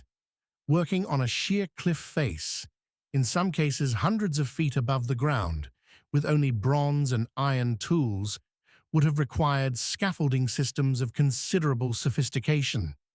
No physical evidence of those scaffolding systems survives. Wood doesn't last 3,000 years in most conditions. So researchers are left reconstructing the process, largely through logic and experimental archaeology. Some argue the work was done from the top down, with workers suspended on ropes. Others believe temporary wooden platforms were anchored into the rock itself, the anchor holes later hidden or filled. Neither theory has been definitively proven. What we do know is that these tombs weren't cheap. The labor involved was enormous, and in Lycian society, the size and elaborateness of your tomb was a direct reflection of your social standing. There are laws, actual inscribed laws on some tomb facades, specifying who was permitted to be buried in a given tomb and what the penalty was for unauthorized use. The Lycians, it turns out, were serious about this. Tomb theft, or even unauthorized burial, carried substantial fines. That level of legal specificity tells you something about how central tomb culture was to Lycian identity. This wasn't a fringe practice. It was woven into their law, their architecture, their understanding of what happened after death. Most of the tombs were robbed in antiquity. What the grave robbers left behind, and what archaeologists have carefully recovered, still raises questions that don't have clean answers. Who exactly was buried in the highest ones? And why does the Lycian language, even now, remain only partially understood? On the northern coast of Peru, about 3 miles west of the modern city of Trujillo, there is a sprawling ruin that most Americans have never heard of. It sits in one of the driest deserts on Earth, the Atacama coastal strip, where some weather stations have gone decades without recording meaningful rainfall. The land is pale and cracked. The sky is often overcast, even in summer, because of the cold Humboldt current pushing up from the south. It's not a comfortable place. It's not particularly inviting. And yet, roughly 1,000 years ago, somewhere between 100,000 and 200,000 people lived here. This was Chan Chan, the capital of the Chimu Empire. And for a period of roughly 5 centuries, it was the largest city in the pre-Columbian Americas and the largest adobe city on Earth. That second distinction still holds today. Adobe, for anyone unfamiliar, is essentially mud brick, a mixture of clay, sand, water, and organic material like straw or grass, shaped into blocks and dried in the sun. It's one of the oldest building materials in human history, used on every inhabited continent. But what the Chimu did with adobe at Chan Chan goes so far beyond basic mud brick construction that the comparison almost feels unfair. They built walls 30 feet high. They carved intricate geometric and zoomorphic friezes, fish, pelicans, sea otters, waves, nets, into the surfaces of those walls with a level of repetitive precision that suggests highly organized, possibly specialized labor forces. And they organized the entire city around a series of massive royal compounds called ciudadelas, a Spanish word meaning citadels, that each functioned as the palace, administrative center, and eventual tomb of a single Chimu king. There are 9 of these ciudadelas, 9 separate compounds, each one built by a different ruler, each one sealed upon that ruler's death, and never used for royal administration again. The next king simply built a new one. This practice, called split inheritance in the academic literature, meant that the deceased king's compound, along with all its wealth and a portion of the court, remained dedicated to his memory and his cult in perpetuity. The living king inherited the title and the power. The dead king kept everything else. The implications of this for Chan Chan's growth are significant. Every generation, a new massive compound had to be built from scratch. This drove constant construction, constant demand for labor and materials, and almost certainly constant pressure to expand the empire's resource base. Some researchers argue that split inheritance was a primary engine of Chimu imperial expansion, that the need to fund new royal construction was a structural incentive for conquest. It's a compelling theory, and it shifts the way you think about the city. Chan Chan wasn't just a capital, it was an economic machine built around the perpetual needs of both the living and the dead. The inner compounds themselves are extraordinary spaces. Each ciudadela is surrounded by massive outer walls, sometimes 10 feet thick at the base. Inside, the layout follows a broadly similar pattern across all 9. An entry corridor, a large ceremonial courtyard, audiencias, which are small U-shaped administrative chambers of uncertain exact function, storage facilities, a water reservoir, and the royal burial platform at the rear. The consistency of this layout across 9 different compounds built across roughly 4 centuries, tells you that the Chimu had a very fixed idea of what a royal space should look like and how it should function. There was no improvisation here. This was institutional architecture operating according to a deeply held template. The friezes are worth slowing down for. The carved decorations that cover interior walls throughout the citadels are not random ornamentation. Researchers have identified recurring motifs. Marine animals dominate, which makes sense for a coastal empire whose economy was deeply tied to the sea. But the arrangements of these figures, the way certain patterns repeat in certain zones of certain compounds, suggest a symbolic language that hasn't been fully decoded. The Chimu had no writing system in the conventional sense, so the friezes may have carried communicative weight beyond pure decoration. What exactly they communicated is still an open question. The Inca conquered the Chimu around 1470. They were efficient about it.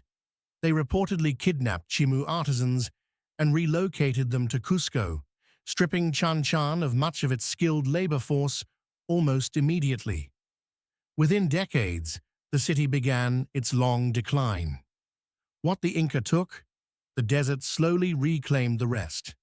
The rain that rarely falls does damage when it comes. Entire frieze sections have dissolved back into mud within living memory. The clock for Chan Chan is still running. There is a small island in the White Sea, off the northwestern coast of Russia, that sits just below the Arctic Circle. For most of the year, it is cold, grey, and almost completely isolated. The sea around it freezes in winter. The summers are brief and pale.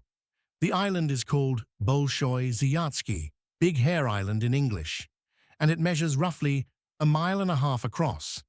There are no trees, no permanent residents, just low Arctic scrub, exposed granite bedrock, and scattered boulders left behind by retreating glaciers thousands of years ago.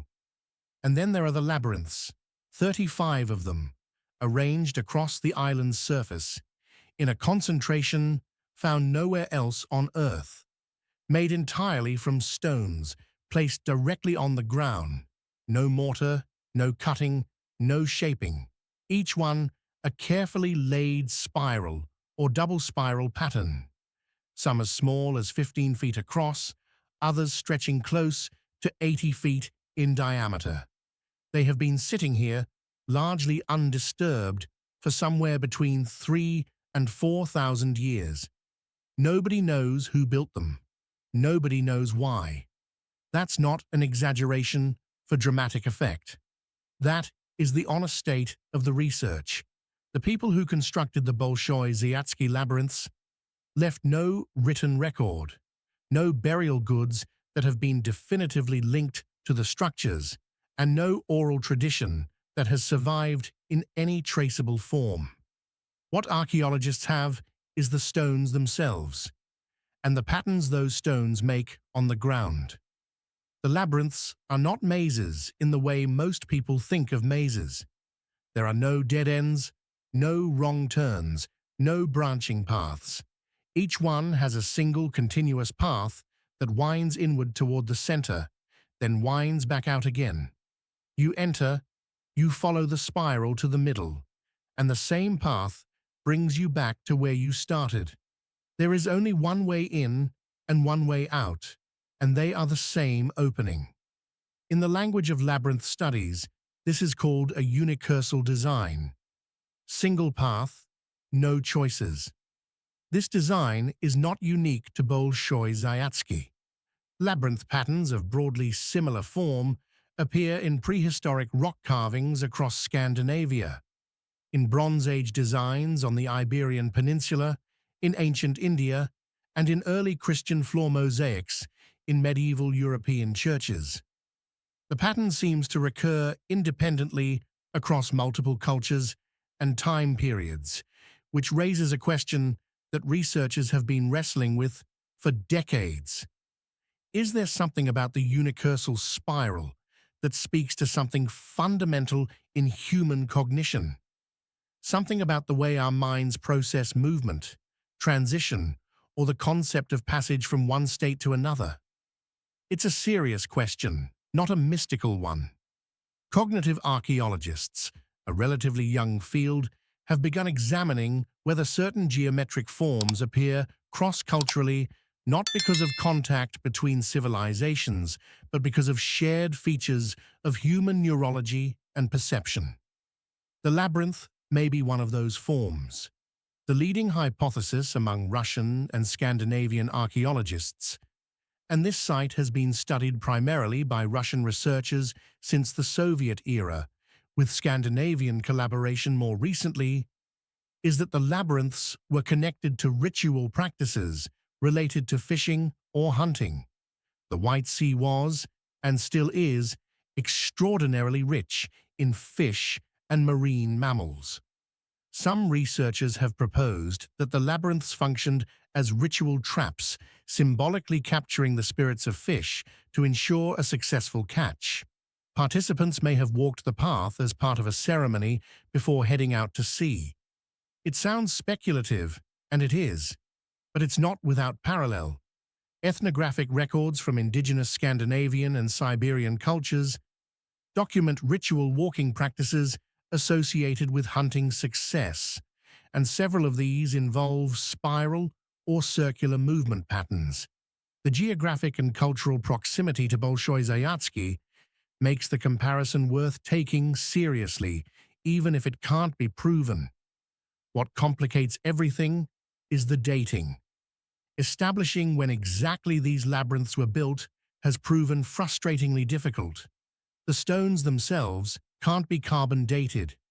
Researchers rely on associated materials found nearby, charcoal from ancient fires, organic deposits, and on the position of the structures relative to datable geological features. The current best estimate puts construction somewhere in the 2nd millennium BC, during the Bronze Age. But there is a real margin of error attached to that estimate, and some researchers believe certain structures may be older. The island also contains burial mounds and the remains of ancient structures that suggest periodic human habitation over a very long stretch of time. Whether the same people built all 35 labyrinths, or whether different groups returned to this island across centuries and added their own, that question is still open. In the very center of Asia, in a remote corner of the Russian Republic of Tuva that borders Mongolia, there is a lake called Terekol. It sits at an elevation of roughly 2,200 meters above sea level, surrounded by mountains and steppe grassland that stretch in every direction without interruption. The lake is cold and deep. In winter, it freezes completely. In summer, it is still cold enough to be uncomfortable. It is one of the more isolated places on the Eurasian continent, and reaching it requires either a long overland journey across difficult terrain or a helicopter. In the middle of that lake, on a small island, sit the ruins of Por-Bajin, which translates from the local Tuvan language as clay house. The name is modest to the point of being almost misleading, because what Por-Bajin actually is, or was, is a massive walled compound covering nearly 4 hectares, with walls that originally stood 10 to 12 meters high and were constructed from rammed earth and timber with a precision and scale that suggests serious institutional resources behind it.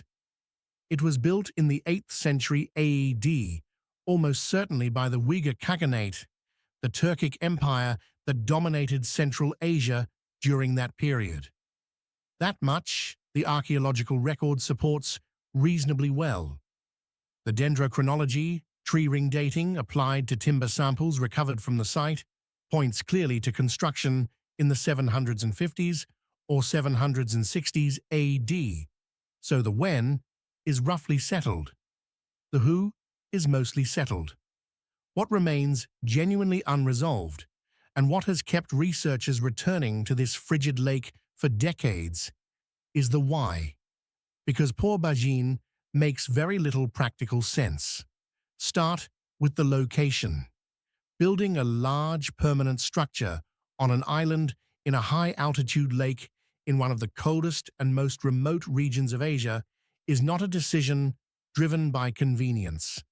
Transporting the materials alone, timber, rammed earth, the tools and workforce required, across mountainous terrain and then across water, would have been an undertaking of enormous difficulty and expense. And yet someone did it, deliberately. The compound was not a small outpost or a simple way station. It was a major construction project by any measure. The internal layout adds to the mystery. Por-Bajin was excavated in serious phases beginning in the 1950s under Soviet archaeologists, and more comprehensively in the mid-2000s by a Russian expedition that employed some of the most sophisticated remote sensing and ground-penetrating radar technology available at the time. What they found inside the walls was a highly organized grid of streets and structures, including a large central building of considerable architectural ambition, surrounded by smaller structures arranged symmetrically along the compound's central axis. The design has a formal, almost ceremonial quality. There are no obvious food storage facilities of the scale you'd expect for a military garrison. There are no clear signs of sustained everyday habitation. No thick occupation layers of the kind that accumulate when people actually live somewhere for years. In other words, Por-Bajin doesn't look like it was ever really lived in. Three major theories have emerged from the research. The first is that it was a palace complex, a seasonal residence built for a Uyghur Khagan, used during specific ceremonial or administrative occasions and maintained rather than permanently occupied. The second theory proposes a Manichaean monastery. Manichaeism, a religious tradition that blended elements of Zoroastrianism, Christianity, and Buddhism, was adopted as the official religion of the Uyghur Khaganate in 762 or 763 AD, almost exactly the period when Por-Bajin was being built. The formal symmetrical layout of the compound bears some resemblance to Manichaean architectural principles documented at other sites. The timing is difficult to ignore. The third theory is more sobering. Por-Bajin may have been abandoned almost immediately after construction was completed, or even before it was fully finished. Some evidence from the excavations suggests the site saw very little actual use before it was left. If that's true, then the enormous effort that went into building it yielded almost nothing in practical terms. An empire poured enormous resources into a structure on a remote island, and then simply walked away from it. Why would they do that? Political upheaval is the most common explanation. The Uyghur Khaganate was a powerful but ultimately short-lived empire, and its internal politics were frequently violent. A project begun under one ruler could easily be abandoned under the next. But that explanation, while plausible, is still just an explanation. The evidence for it is circumstantial. Por-Bajin remains, in the language of the researchers who study it, an enigma with insufficient data, which is a careful, professional way of saying they're still not sure what they're looking at. There is an island in the Mediterranean that most people think they understand. Sardinia, Italian territory, popular with tourists, known for its beaches and its food and its particular shade of blue-green water. But Sardinia has another layer entirely, one that sits mostly underground and mostly out of sight.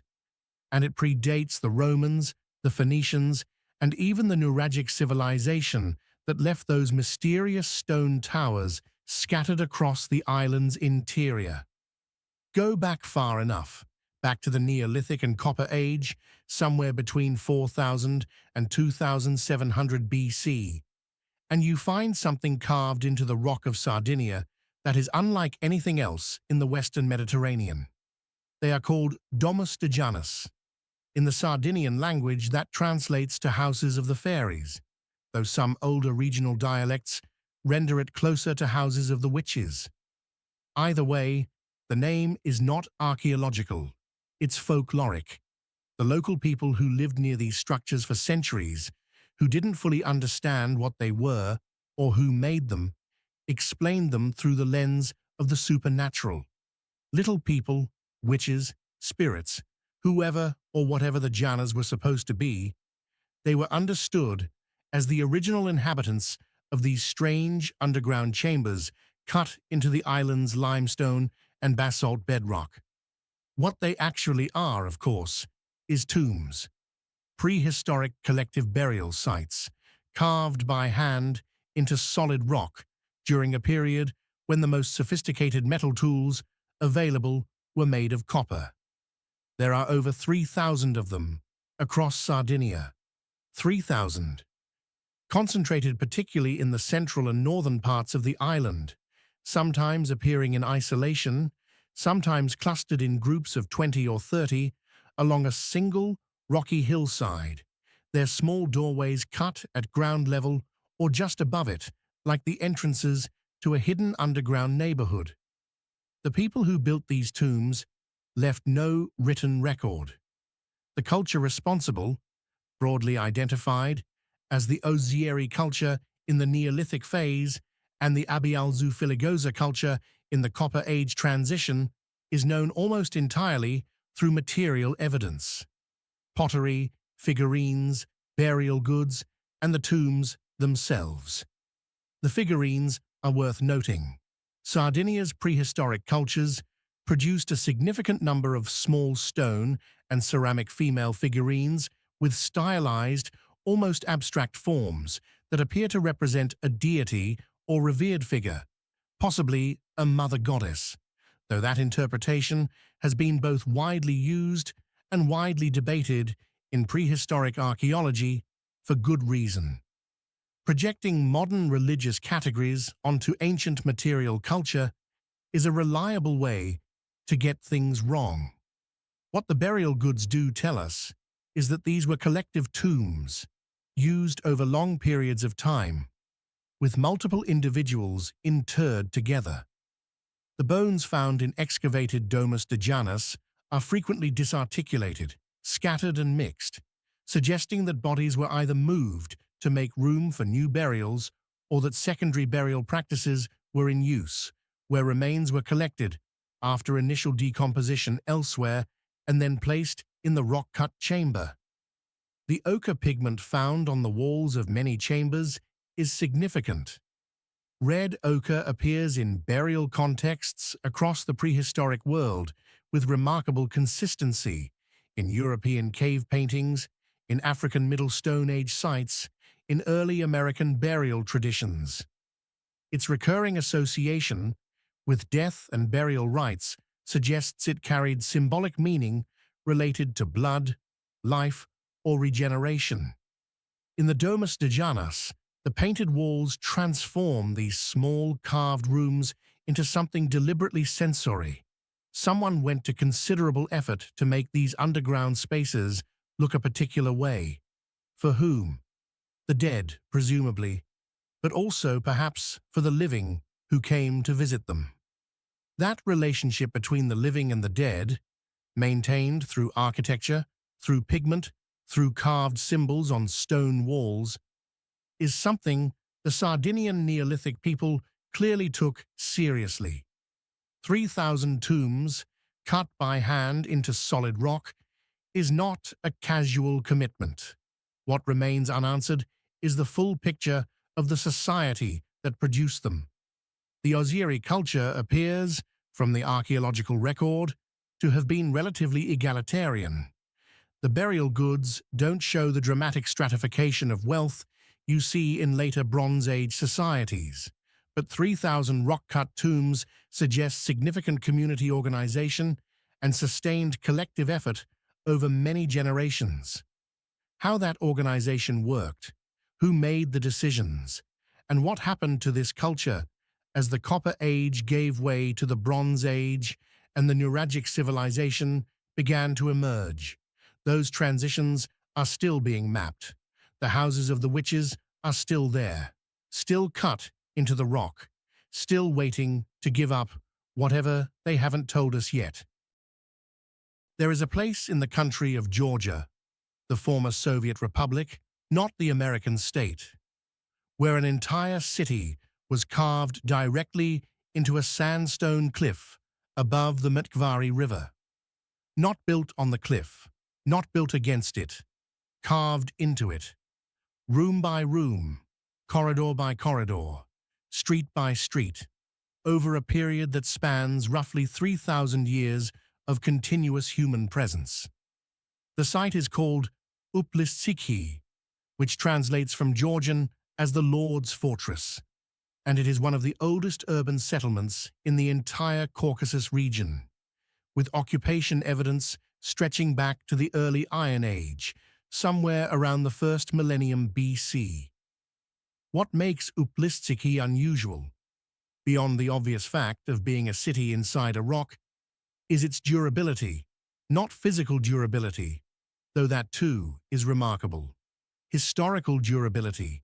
This site was inhabited, used, fought over, abandoned, reoccupied, and fought over again, across an almost incomprehensible stretch of time. Persians, Greeks, Romans, Arabs, Mongols.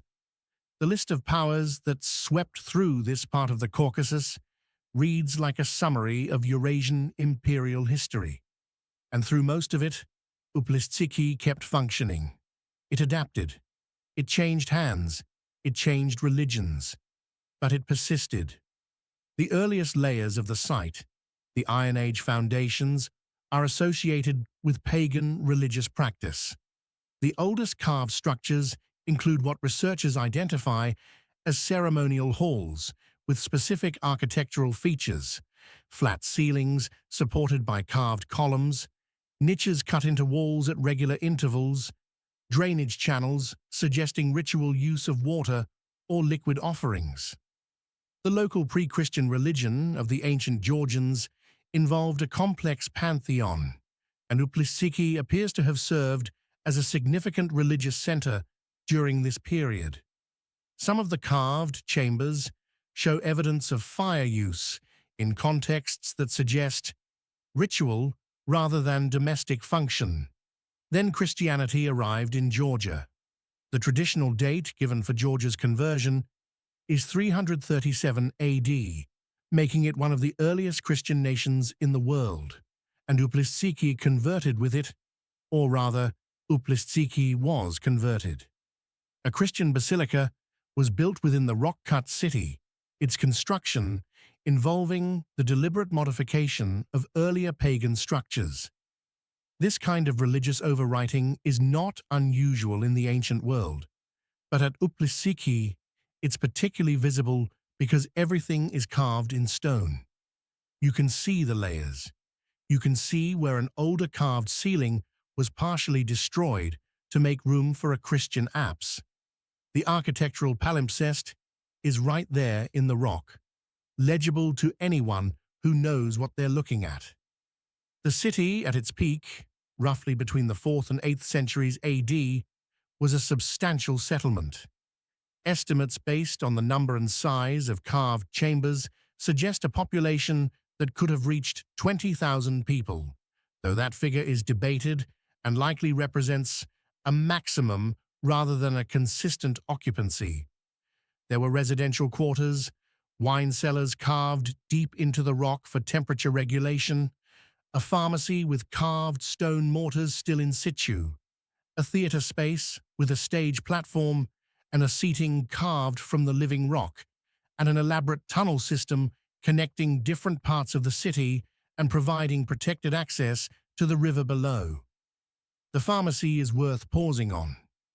The presence of a dedicated medical facility identifiable as such through its carved equipment and its separation from domestic and religious spaces, suggests a level of civic organization that goes well beyond simple communal survival. Uplistiki had specialists, people whose entire function within the community was medical. That implies surplus food, surplus labor, surplus social complexity, of a kind that tends to get associated with much larger and better documented ancient cities. The Arab invasion of the 8th century damaged the city significantly and disrupted its role as a regional center. But the final blow came in 1240, when the Mongols, under the commanders of Batu Khan, swept through the Caucasus with the systematic destructiveness that characterized Mongol campaigns of that era. Uplistiki was largely destroyed and never fully recovered. The population shifted to the nearby city of Gori, which grew in importance as Uplistiki declined. By the late medieval period, the rock-cut city was largely abandoned. What the Mongols couldn't destroy was the rock itself. The carved chambers, the streets, the columns, the wine cellars, they're still there, eroding slowly under the action of wind, rain, and the Mtkvari River undercutting the cliff base below. Georgian and international archaeologists have been working to document and stabilize the site with urgency because the sandstone is soft and the erosion is measurable year by year. The Atacama Desert is not a place that welcomes human ambition. It is the driest non-polar desert on Earth, a landscape so stripped of moisture that some weather stations have never recorded a single drop of rainfall. The sun bears down without mercy. The altitude punishes the unprepared. And yet, roughly 3,000 years ago, people not only chose to live here, they chose to build here, to plant their civilization into this hostile ground and defend it with stone walls that still stand today. Pukara de Quitor sits on a rocky promontory above the San Pedro River Valley in northern Chile, roughly 3 kilometers from the modern town of San Pedro de Atacama. From a distance, it blends into the landscape almost completely. The buff-colored stone walls echoing the cliffs and hillsides around them, as though the fortress grew naturally from the earth, rather than being placed upon it. That camouflage was almost certainly intentional. In a desert this open, visibility cuts both ways. You want to see the enemy coming. You also want to make it as difficult as possible for the enemy to see you. The site contains the remains of more than 200 structures, houses, storage rooms, ceremonial spaces, and the defensive walls that connected and enclosed them all. The layout climbs the hillside in tiers, each level taking advantage of the natural terrain, so that the uppermost structures command sweeping views of the valley below in every direction. Whoever held this high ground controlled the approaches to the oasis of San Pedro, one of the few reliable water sources in the entire region. That was not a minor strategic detail. It was the whole point. Water in the Atacama is everything. The communities that thrived here did so because they found it, protected it, and organized their entire way of life around it. The oasis at San Pedro was not simply a convenience. It was the reason for settlement, the reason for agriculture, and ultimately the reason for fortification. When you understand how scarce water is in this landscape, the decision to build a fortress above it stops being a purely military calculation and becomes something closer to an act of civilizational survival. The Atacameño people, also known as the Likan Antai, are credited with constructing and inhabiting Quitor. Their culture flourished in this region for centuries, developing sophisticated irrigation systems, distinctive ceramic traditions, and trade networks that reached the Pacific coast and the high Andean plateau. They were not an isolated people. The fortress was, in part, a reflection of that broader engagement, a response to the pressures that came with being a prosperous community in a contested landscape. Archaeological evidence shows occupation spanning multiple periods, suggesting Quitor was not built all at once, but expanded over time as circumstances demanded. The walls vary in construction quality, consistent with a structure added to by different hands across different generations. Some sections are carefully fitted, the stones chosen and placed with evident skill. Others are rougher, built with urgency rather than precision. The kind of construction that happens when a threat feels immediate and real. The Inca Empire extended its reach into the Atacama around the 15th century, and Quitor, positioned above a vital water source and trade route, would have been both a significant prize and a significant obstacle. Then came the Spanish. In 1540, the conquistador Pedro de Valdivia led an expedition into the region. The Atacameño defenders held out, using the fortress's elevated position and their intimate knowledge of the terrain to resist. The Spanish eventually prevailed, reportedly taking more than 1,000 prisoners. It was one of the final chapters in the active military life of a fortress that had stood far longer than any European structure in the Americas at that time. After the conquest, Quitor fell into disuse. The community that had sustained it was disrupted and absorbed into the colonial order. The fortress was abandoned to the desert, which proved to be an unexpectedly good caretaker. The same arid conditions that made life here so demanding also slowed the processes of decay considerably. Stone walls built to withstand human assault found that time itself was a more forgiving adversary than they might have faced from any army. Today, Pukara de Quitor is a protected national monument. Visitors make the short journey from San Pedro de Atacama and climb the rocky path to the fortress, where restored walls rise against a sky of improbable blue. The views from the upper levels are exactly what they were always designed to be: total, commanding, and quietly humbling. You can see for miles across a valley that still carries the faint green line of the river far below. Standing there, it is not difficult to understand why people chose this place, and why, having chosen it, they gave everything they had to hold it. Housesteads Roman Fort sits on a dramatic ridge along Hadrian's Wall in Northumberland, England.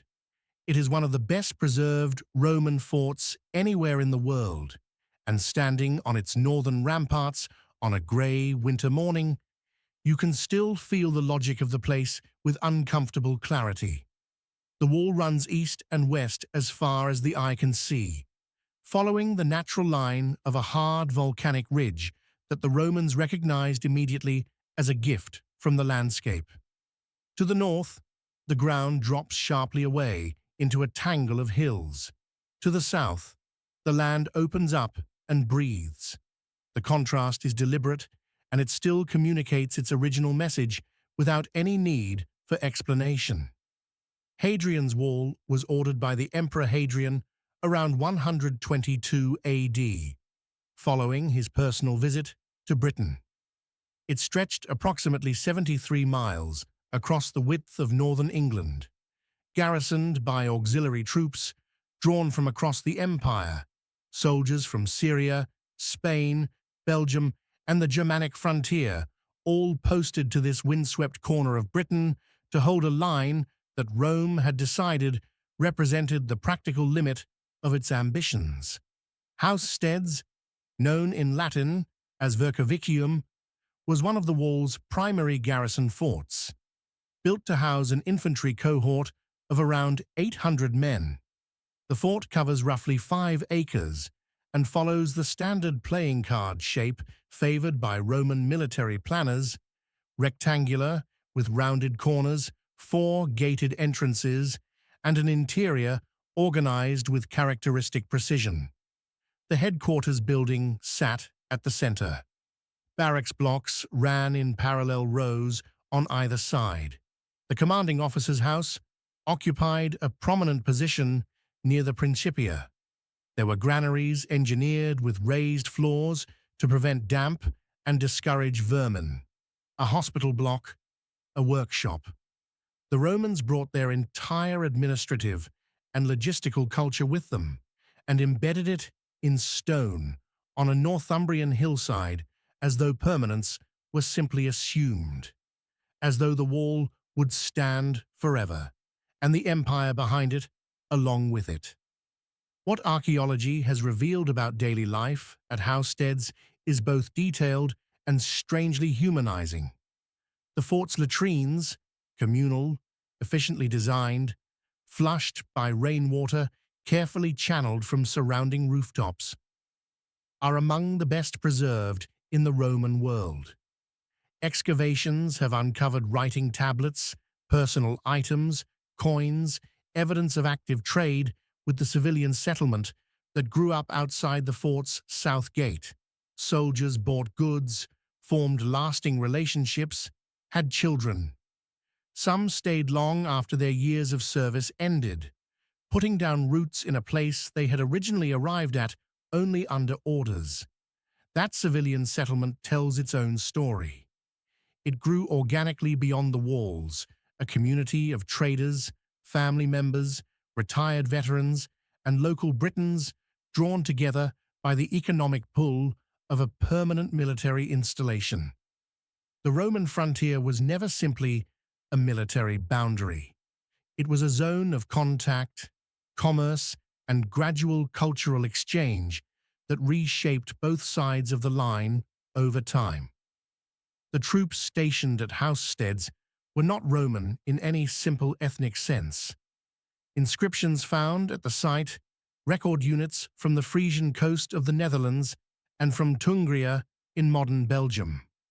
These men brought their own gods, their own languages, their own customs. Dedications to Roman state gods sit alongside offerings to local British deities and imported cults from the Eastern Empire. The Roman army was, in practice, one of the ancient world's most effective engines of cultural mixing, even, perhaps especially, at its most remote postings. Housesteads was garrisoned for nearly 3 centuries. When Roman authority in Britain finally collapsed in the early 5th century, the wall was not dramatically overrun or destroyed in a single catastrophic assault. It was simply abandoned, the troops withdrawn or dispersed. The institution that had given the place its entire purpose dissolving quietly rather than falling in battle. The end came, not with fire, but with silence. What remained was the stone. And stone, given the right conditions, is extraordinarily patient.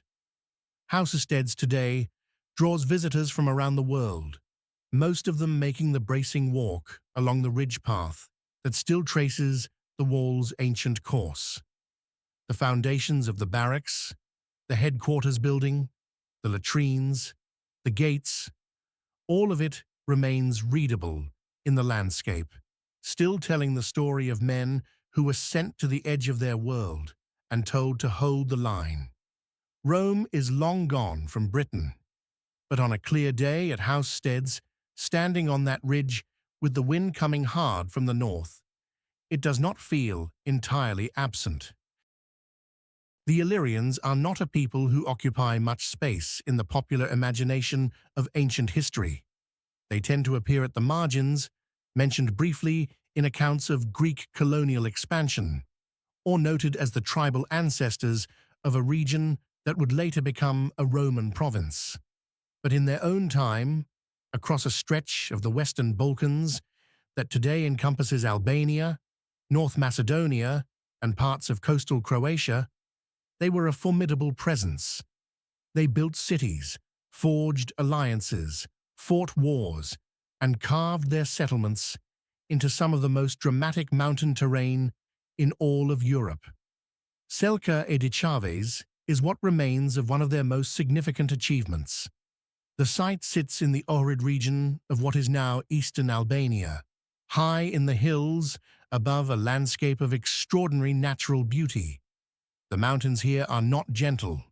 They rise steeply, with rocky outcrops and dense forest covering the upper slopes, and the settlement at Selka takes full advantage of that severity. The builders chose a position of commanding height, where the natural defenses of the terrain did much of the protective work before a single stone wall was raised. From the upper reaches of the site, the surrounding valleys open up in panoramic clarity, the kind of visibility that made surprise attack nearly impossible and gave defenders an enormous psychological as well as tactical advantage. Selka di Cucuruzzu is believed to have served as a royal center of the Enchele, and later the Dasareti, two Illyrian tribal kingdoms whose histories are only partially reconstructed from archaeological evidence and fragmentary ancient sources. The settlement reached its peak between roughly the 4th and 2nd centuries BC, a period of intense political competition across the Balkans as Macedonian power expanded under Philip II, and later Alexander the Great, and as Greek and later Roman influence pressed steadily into Illyrian territory from multiple directions. The architecture at Selka reflects a sophisticated building tradition that draws on both indigenous Illyrian practice and clear influence from the Hellenistic world. The defensive walls are constructed in a technique known as isodomic masonry, carefully cut stone blocks, laid in regular horizontal courses, a method associated with the higher end of ancient construction, and one that requires both skilled labor and considerable organizational resources. These were not walls thrown up in desperation. They were built by a community with the means and the intention to project permanence and authority. Among the most remarkable discoveries at the site are a series of rock-cut tombs carved directly into the living stone of the hillside. These tombs are monumental in scale and sophisticated in their architectural detailing, featuring carved facades with pilasters, niches, and decorative elements that speak clearly to Hellenistic influence while remaining distinctly local in their overall character. The individuals buried here were people of considerable status, rulers or members of a ruling class who wished their tombs to declare that status as unmistakably as the fortress walls declared their power over the surrounding landscape. One tomb in particular has attracted significant archaeological attention. Its carved facade incorporates architectural elements of a quality rarely seen outside the major centers of the Hellenistic world, raising genuine questions about the level of cultural and artistic exchange between the Illyrian kingdoms and their Greek neighbors. The old assumption that Illyrian culture existed in a kind of rough peripheral isolation from the sophisticated Mediterranean world has not survived close examination of the evidence at sites like Selka. What the archaeology shows instead is a culture actively engaged with its wider world, selectively adopting and adapting external influences while maintaining a strong local identity.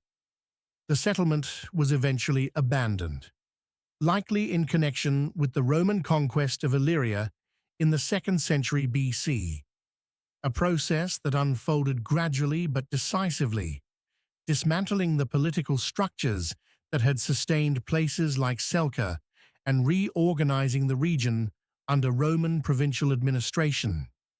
The site did not suffer the dramatic, violent destruction of some ancient settlements. It was simply emptied of the political and economic energy that had made it viable, and the forest and the hillside slowly began to reclaim what the builders had taken from them centuries before. Modern archaeological work at Selka di Cucuruzzu has been ongoing since the mid-20th century, and the site continues to reward careful excavation. Each season adds new detail to the picture of a community that was more complex, more connected, and more culturally sophisticated than older historical narratives gave it credit for being. The Kazakh steppe is one of the largest uninterrupted grassland systems on Earth. It stretches for thousands of miles in every direction, an ocean of grass and sky so vast and so uniform that orientation becomes a genuine philosophical challenge. There are no mountains to fix your position, no coastline to follow. The horizon is simply the horizon, repeating itself endlessly in every direction, and the temptation to conclude that nothing of historical significance could have happened here is one that the landscape almost encourages. That conclusion would be wrong. The steppe was not empty. It was a highway, the original one, the route along which people, animals, ideas, and eventually goods moved across the Eurasian continent for millennia before anyone thought to call it the Silk Road. The communities that lived here were not marginal. They were central to patterns of exchange and migration that shaped civilizations from China to the Mediterranean. And they left behind monuments that even today have the power to stop a traveler in their tracks. The Bagazi megalithic mausolea stand in the Karaganda region of central Kazakhstan, in a landscape that has changed relatively little since the structures were built during the Late Bronze Age, roughly between 1200 and 900 BC. They are large, architecturally ambitious funerary monuments, stone enclosures of considerable size, carefully constructed, precisely oriented, and built with a sophistication that researchers took some time to fully appreciate. For decades, the Steppe Bronze Age was treated as a cultural backwater, its peoples assumed to be simple, nomadic pastoralists with little capacity for organized monumental construction. Bagazi forced a significant revision of that assumption. The monuments consist of rectangular stone enclosures, some of them remarkably large, with walls built from substantial upright slabs and carefully fitted courses of stone. The interior burial chambers are elaborate by any standard, multi-roomed in some cases, with stone-lined passages and evidence of complex funerary ritual. The individuals interred here were buried with goods that reflect both local craftsmanship and connections to distant trading networks, bronze weapons and tools, ceramic vessels of distinctive regional styles, ornaments that speak to a material culture far richer than the landscape around them might suggest. What makes Bagazi particularly significant is what it represents in the broader context of Bronze Age steppe culture. The site gives its name to the Bagazi Dandibai culture, a designation archaeologists use to describe a late Bronze Age cultural complex that extended across a substantial portion of central Kazakhstan. This was not a single community or a single moment. It was a cultural tradition sustained across generations, with Bagazi serving as one of its most prominent ceremonial and mortuary centers. The scale of the monuments indicates that the people who built them were capable of mobilizing significant labor and resources, a level of social organization that simple pastoral existence does not easily explain. The question of who exactly these people were and how their society was structured remains partially open. They left no written records. Their language is unknown. What survives is almost entirely material: the stone monuments themselves, the objects found within them, the spatial patterns of settlement and burial that careful archaeological survey has gradually mapped across the steppe. From that material evidence, researchers have reconstructed a picture of a society with pronounced social hierarchy, a sophisticated relationship with both animal husbandry and metallurgy, and active participation in the exchange networks that crisscrossed the Eurasian interior during the Late Bronze Age. The bronze work associated with the Bagazi Dandibai culture is particularly striking. Weapons, tools, and ornamental objects show a mastery of the craft that connects these steppe communities to wider Eurasian metallurgical traditions, while displaying distinctly local stylistic preferences. Metal was not merely functional here, it was a marker of status, a medium of artistic expression, and almost certainly a commodity of considerable value in the exchange relationships that linked steppe communities to the agricultural societies at the margins of the grassland world. The funerary emphasis of the Bagazi monuments is itself revealing. The dead were not simply buried. They were installed in permanent stone structures of impressive scale, in a landscape where permanent stone construction required exceptional effort. The message embedded in that effort is consistent across cultures and centuries, that the individuals interred here mattered, that their memory was worth preserving in the most durable materials available, and that the community which built these monuments understood itself as connected to something larger than the present moment. Not every ancient fortress announces itself with drama. Some of the most historically significant defensive sites in the world are modest in their physical presence: low walls, shallow earthworks, foundations that require a practiced eye to read properly. Badbury Castle, sitting quietly in the rolling Wiltshire countryside of southwestern England, belongs to that category. It does not overwhelm the visitor with scale. It does not occupy a commanding cliff or a dramatic highland ridge.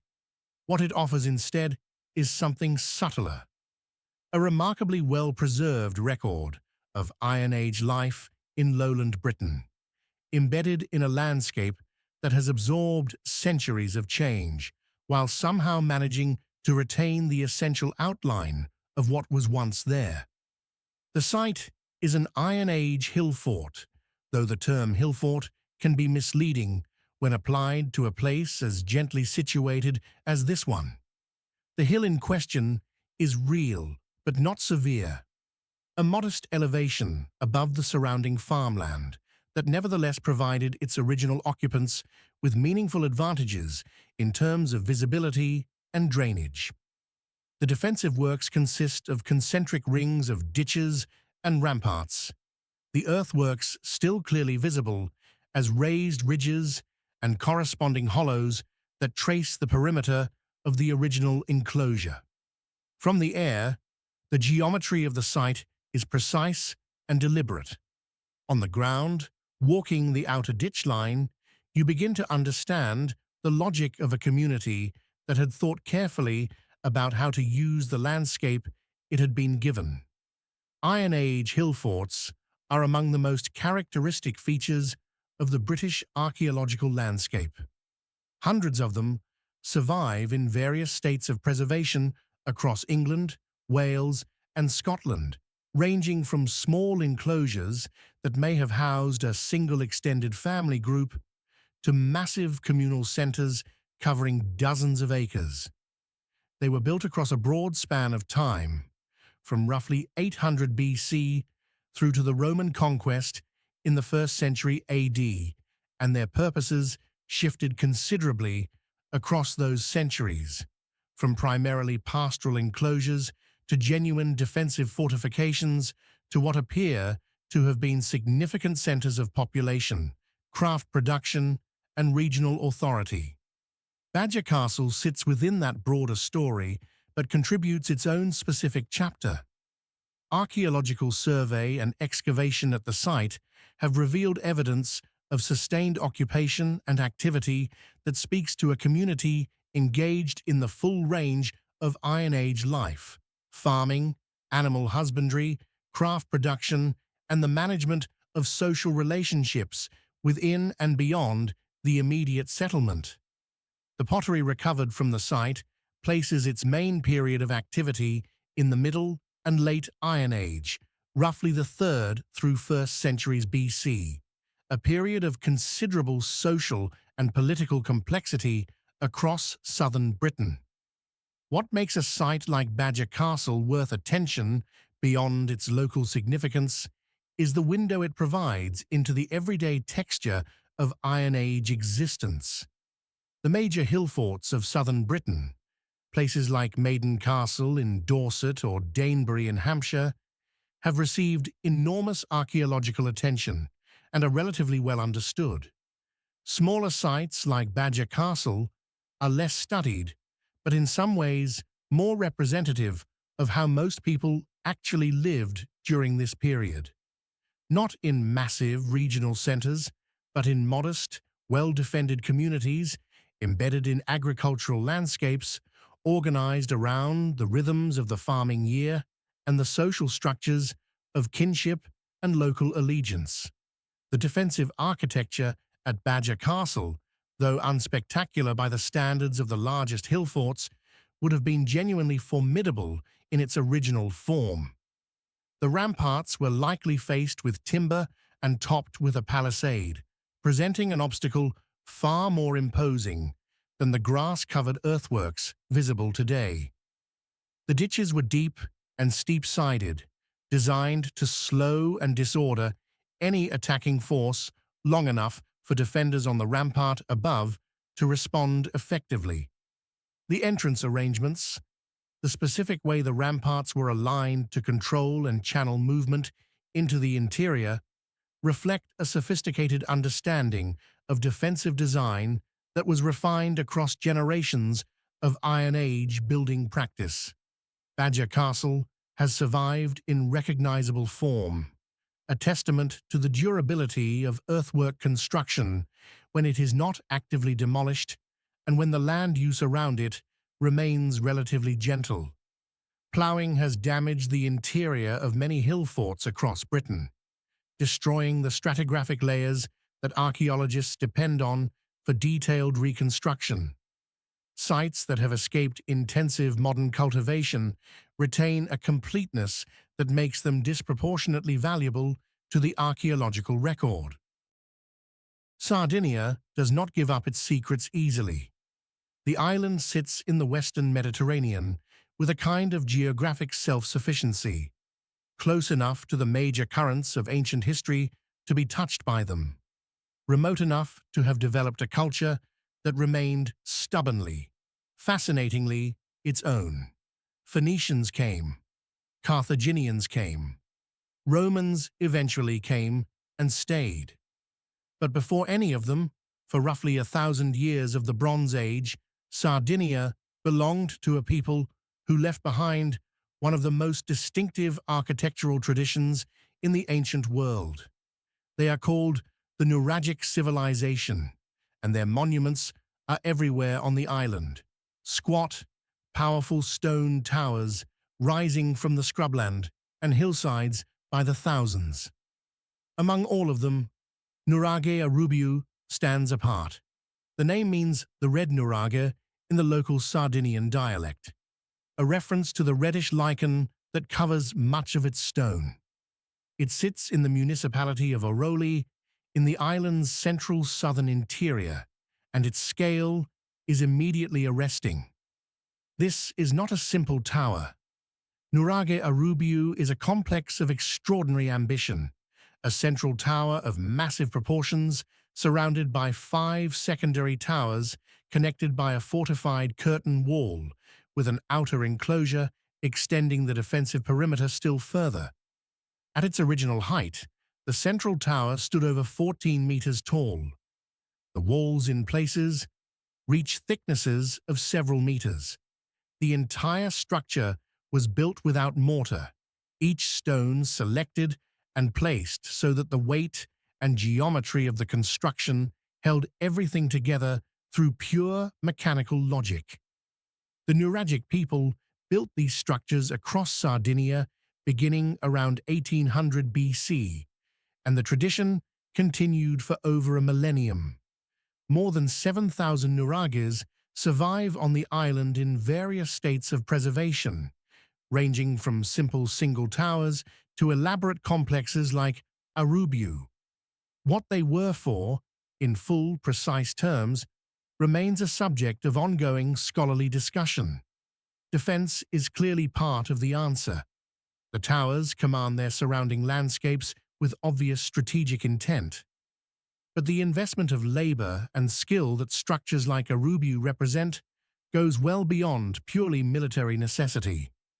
These were also statements of power, centers of community organization, and probably sites of ritual and ceremonial significance.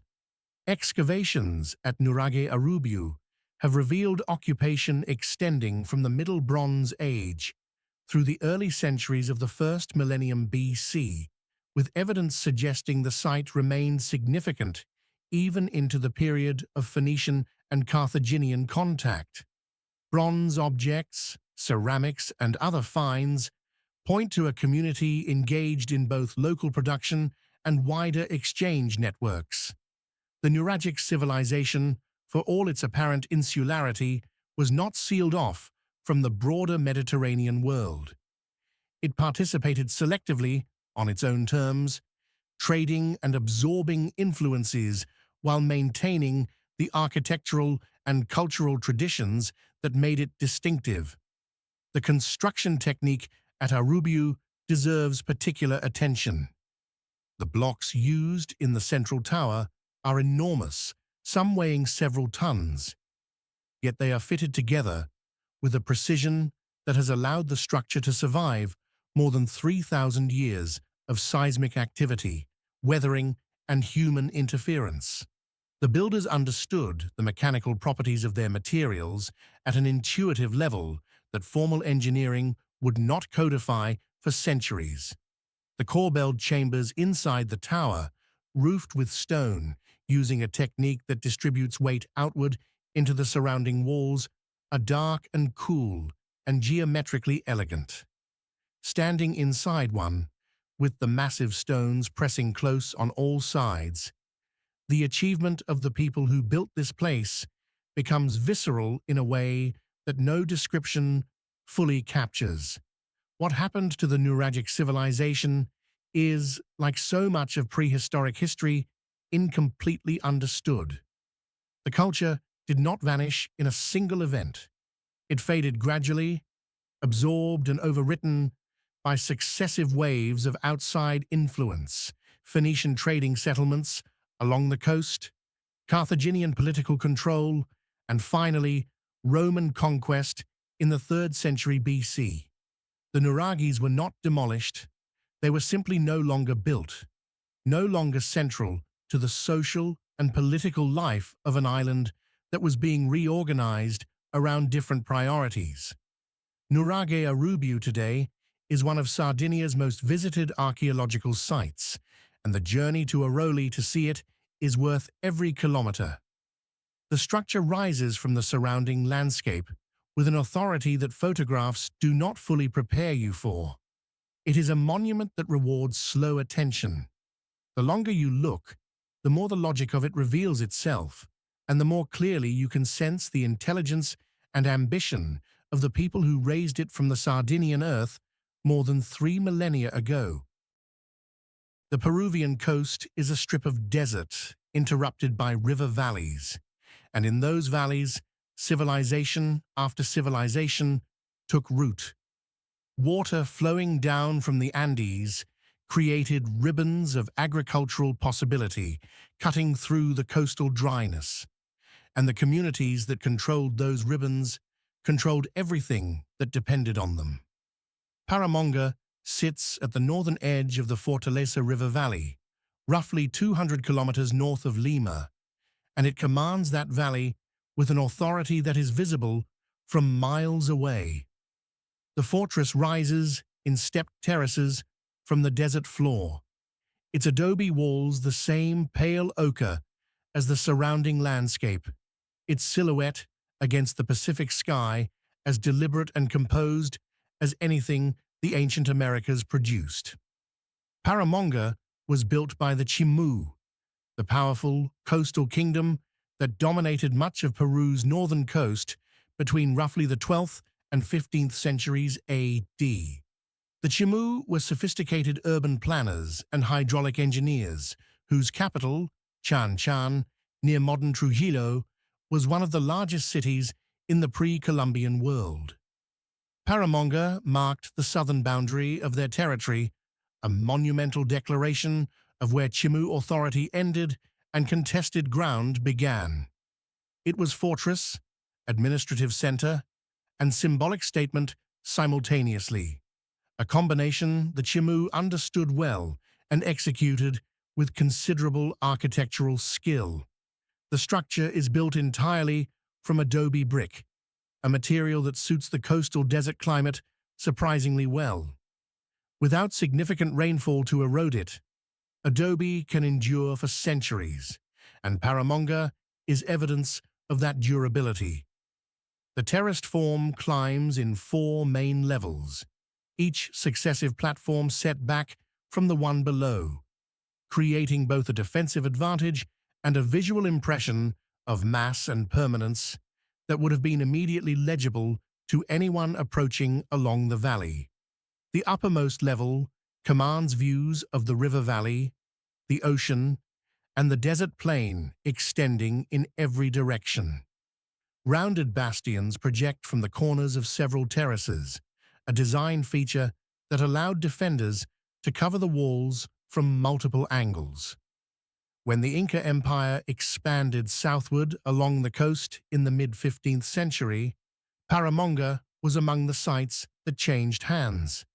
The Chimu kingdom, despite its size and sophistication, could not withstand the military and political pressure of the expanding Inca state, and was eventually absorbed into Tawantinsuyu, the Inca Empire's name for itself. The Inca made use of existing infrastructure throughout their conquered territories, and Paramonga was no exception. Evidence of Inca occupation layers over the earlier Chimu construction, adding another chapter to a site that had already accumulated considerable history. The Spanish encountered Paramonga in the 16th century, and the chronicler Pedro Chiesa de Leon described it with evident admiration, noting its scale and the quality of its construction. By that point, the fortress had already passed through multiple occupations and transformations, each leaving its mark on the structure while preserving the essential form established by its original Chimu builders. What strikes most visitors today is the relationship between the fortress and its landscape. Paramonga was not imposed on its setting. It grew from it, using the natural elevation of a rocky outcrop as its foundation and extending upward in a way that feels entirely organic. The pale walls catch the late afternoon light with particular intensity, glowing against the blue of the Pacific horizon in a way that must have made the fortress visible for extraordinary distances to anyone approaching along the coastal road. That visibility was the point. Paramonga was meant to be seen, to communicate the power of the state that built it long before any traveler came close enough to test its walls. The site today is managed as an archaeological monument and has benefited from ongoing conservation work aimed at stabilizing the adobe construction against the slow erosion of wind and the occasional disruption of El Niño rainfall events that periodically bring destructive moisture to the normally dry coast.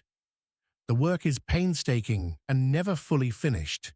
Adobe is inherently more vulnerable than stone, and the battle to preserve Paramonga is one that requires sustained attention across generations of conservators.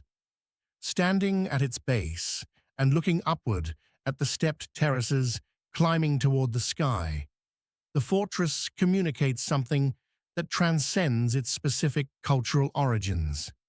It speaks the universal language of a community that looked at its landscape, found the right place, and built something meant to last. That it has lasted through conquest and abandonment and the slow erosion of centuries is a testament to the judgment of the people who chose this ground and the skill of the hands that shaped it. Corsica is an island of dramatic contrasts. The interior rises into peaks that hold snow well into spring, while the coast curves through turquoise bays and granite headlands that drop straight into the Mediterranean. It is a landscape of extraordinary beauty and considerable severity, and the people who inhabited it during the Bronze Age understood both qualities with great intimacy. They built their settlements in the high granite country of the south, using the rock itself as the foundation and primary material of their architecture, and they left behind a collection of prehistoric monuments that remain among the most impressive in the Western Mediterranean. Castellu di Cucuruzzu is the finest of them. The site sits in the Alta Rocca region of southern Corsica, deep in a landscape of ancient oak forest and massive granite boulders that have been tumbled and shaped by millions of years of geological activity. The builders of Cucuruzzu did not so much construct a fortress as they incorporated one, using the existing boulder formations as walls, foundations, and structural elements, then filling the gaps and raising additional courses of fitted stone to create enclosed spaces of considerable sophistication. The result is a structure that reads simultaneously as entirely natural and entirely deliberate, a quality that gives it an almost uncanny presence in the forest landscape. Castellu di Cucuruzzu belongs to the Taurian culture, a Bronze Age civilization that flourished in Corsica from roughly 1600 BC onward and is closely related to the Nuraghic culture of neighboring Sardinia. The parallels between the two traditions are significant.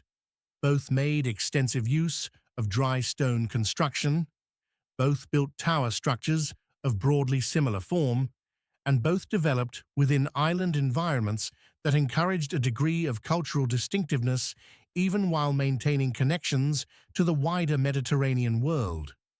Whether the relationship between the Taurian and Nuraghic cultures reflects shared origins, sustained contact, or parallel development from common roots remains a subject of active archaeological debate.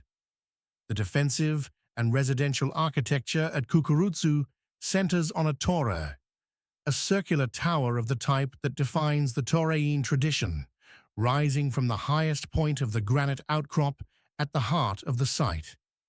The tower's walls are thick and carefully constructed, the interior corbelled in the same technique seen in Sardinian nuraghes, creating a domed chamber of impressive solidity. Around and below the torre, a series of rooms and enclosures spread across the rocky terrain, their walls following the irregular contours of the boulders between them. The overall impression is of a community that had thought deeply about how to inhabit this specific piece of ground, using every advantage the terrain offered. Excavations at the site have produced evidence of occupation spanning several centuries, with finds including bronze objects, ceramic vessels, and evidence of food storage and preparation that paint a picture of sustained, organized community life. The people of Cucuruzzu were farmers and herders who supplemented their diet with hunting, maintained connections to coastal communities through exchange, and invested considerable collective energy in the construction and maintenance of their hilltop stronghold. The site was eventually abandoned, as Bronze Age settlements across the Western Mediterranean were disrupted by the broader social and demographic changes of the late 2nd millennium BC, a period of widespread instability that brought the collapse or transformation of cultures from the Aegean to the Atlantic. Corsica was not immune to those pressures, and the Taurian culture, like the Mycenaean civilization far to the east, did not survive the transition into the Iron Age in recognizable form. What survived was the stone, And in the oak forest of the Alta Rocca, where the light filters through the canopy in shifting patterns and the granite boulders rise enormous and ancient from the forest floor, the stones of Cucuruzzu have kept their place with remarkable completeness. The torre still stands to a substantial height. The enclosure walls still trace their irregular courses through the trees. Walking the site today, following the path that winds up through the boulders to the tower summit, you feel the intelligence of the original builders in every turn of the route, the way the approach is controlled, the way each level of the site offers both shelter and visibility. It is a place that rewards patience and quiet attention. The forest absorbs sound. The stone holds the coolness of the shade, and the view from the tower top opens suddenly over the treetops to reveal the mountains of the Alta Rocca stretching away to the horizon. For a moment, the distance between the present and the Bronze Age contracts to almost nothing.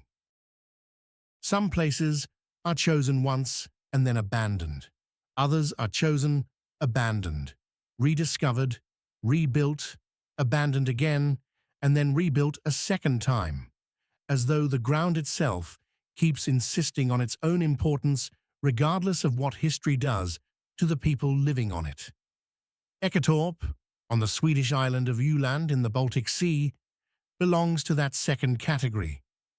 It was built, used, abandoned, and rebuilt across a span of roughly 1,000 years by communities separated by centuries who nevertheless arrived independently at the same conclusion, that this particular piece of flat limestone ground was worth fortifying and worth defending. Öland is a long, narrow island running roughly north to south off the southeastern coast of Sweden, separated from the mainland by a strait that is narrow enough to feel intimate, but wide enough to have mattered enormously in an era of limited maritime technology. The island's interior is dominated by the Alvar, a vast limestone plain of extraordinary ecological character, flat, exposed, swept by Baltic winds, and supporting a distinctive grassland ecosystem that has been grazed continuously for thousands of years. It is not obviously hospitable ground, but it is ground that could be farmed, that offered stone for building, and that sat at a strategically meaningful position in the Baltic world of the first millennium AD. Eketorp is one of around 19 ring forts known on Öland, a concentration of prehistoric fortification that has no real parallel elsewhere in Scandinavia. The forts vary in size and preservation, but Eketorp is by far the best studied and the most extensively excavated, having been the subject of major archaeological investigation beginning in the 1960s. What those excavations revealed was a site of remarkable complexity. Not one fort, but three, each built in the same location across successive periods, each reflecting the specific needs and circumstances of its builders. The first Eketorp dates to roughly the 4th and 5th centuries AD, a period of considerable instability across northern Europe as the Western Roman Empire weakened and the movement of peoples across the continent sent ripples of disruption into even the remotest corners of the Baltic world. This early fort was relatively modest, a stone ring enclosing a settlement of timber buildings organized around a central open space. The community that built it was agricultural, dependent on the Alvar's grazing resources and on the maritime connections that island life naturally encouraged. The second fort, built in the 5th and 6th centuries, was more substantial, a larger enclosure with more carefully constructed stone walls and a denser interior settlement. Finds from this period include weapons, tools, and personal ornaments that speak to a community with access to reasonably wide exchange networks connected to the broader world of migration period Scandinavia, in which warfare, raiding, and the reorganization of social hierarchies were constant features of life. The third Ekator, dating to the Viking Age and early medieval period, was different again. Rebuilt with evident purpose after a period of abandonment, its interior reorganized around a more systematic layout of stone longhouses arranged in concentric rings around a central lane. This final fort appears to have functioned as a genuine community settlement rather than purely a refuge, with evidence of craft production, animal husbandry, and the kind of organized domestic life that suggests permanent rather than seasonal occupation. What Ekatorp demonstrates, across all three of its incarnations, is the persistent logic of a defensible enclosure in a world where security could never be assumed. The specific threats changed across the centuries. The political context shifted. The people who built each successive fort belonged to different generations with different cultural frameworks. But the fundamental calculation that a stone ring on a piece of elevated ground offered meaningful protection to the community inside it remained constant across 1,000 years of Baltic history. The site today is one of Sweden's most visited prehistoric monuments, partly because of the quality of its preservation and partly because of an ambitious reconstruction project that has rebuilt portions of the fort's walls and interior structures to give visitors a tangible sense of what life inside Ekatorp might have looked like. It is an approach that carries risks. Reconstruction always involves interpretive choices that archaeology alone cannot fully justify. But at Ekatorp, it has been carried out with sufficient care and scholarly rigor to illuminate rather than distort. There is a pass in the Tian Shan Mountains of what is now southwestern Kyrgyzstan, where the altitude climbs above 3,000 meters and the surrounding peaks press close enough to make the sky feel smaller than it should. The Atbashi Valley narrows here, the grassland giving way to rocky slopes and permanent snowfields, and the wind that moves through the pass carries a cold that belongs to a different season, regardless of what the calendar says. It is not an easy place, but for roughly 1,000 years it was a necessary one, a waypoint on one of the high routes that carried trade, religion, and human movement across the heart of Central Asia. Tash Rabat stands in that valley, a single large stone structure rising from the surrounding terrain with a solidity that seems almost defiant given its remote location. The name translates roughly as stone caravanserai, and that functional description captures something essential about the place.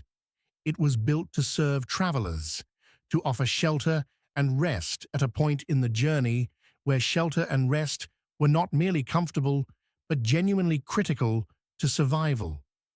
A traveler who failed to find protection in this valley before nightfall or before a mountain storm closed in was a traveler in serious trouble. The building dates to approximately the 10th or 15th century AD. The precise dating remains debated among scholars, and its architectural form reflects the Central Asian caravanserai tradition. A single fortified structure enclosing multiple rooms arranged around a central domed hall, designed to accommodate both the travelers themselves and the animals that carried their goods. The exterior walls are thick, built from the local dark stone, with a functional heaviness that prioritizes warmth and structural integrity over any decorative ambition. From outside, Tash Rabat presents an almost fortress-like face to the landscape. Blank walls, a single entrance, no unnecessary openings that might admit the cold or compromise the building's defensive capacity. The interior is a different experience entirely. The central hall rises to a substantial corbel dome that gathers the space upward and distributes the weight of the roof into the surrounding walls with elegant efficiency. From this central space, a series of corridors and smaller rooms extend outward in a roughly symmetrical arrangement, each room vaulted with its own smaller dome or barrel vault. The stonework throughout is accomplished, fitted with care, the surfaces worn smooth by centuries of human contact. In the smaller rooms, where travelers would have slept, the stone retains a quality of enclosure that still communicates shelter against the conditions outside. The Silk Road, or more accurately the network of routes that the term describes, was never a single path. It was a shifting web of connections that responded to political conditions, seasonal constraints, and the practical requirements of the goods and people moving along it. The high mountain routes through passes like the one at Tash Rabat were used when the lower alternatives were blocked by conflict or political disruption, making installations like this one critical nodes in a system that had to remain flexible to remain functional. The caravanserai was infrastructure in the most literal sense, a fixed investment that made the movement of people and goods through an otherwise impassable environment possible. Who built Tash Rabat, and under whose authority, is not entirely settled. Some scholars associate its construction with the Karakanid dynasty, a Turkic Muslim state that controlled much of Central Asia during the 10th through 12th centuries. Others argue for a later date connected to different regional powers. What is consistent across the various theories is the recognition that a structure of this scale and quality required the backing of a state or a powerful institution, the resources and organizational capacity to build in stone at high altitude, far from any major center of population. There is also a persistent local tradition that Tash Rabat was originally built as a Christian monastery, connected to the Nestorian Christian communities that spread through Central Asia along the trade routes during the medieval period.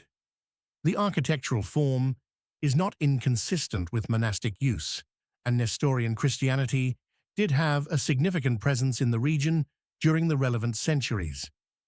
The truth may involve a building that served multiple purposes across its long history. First one thing, then another, its identity shifting with the communities that passed through and the powers that claimed the territory around it. The Persian Gulf is a body of water that has never been merely geographical.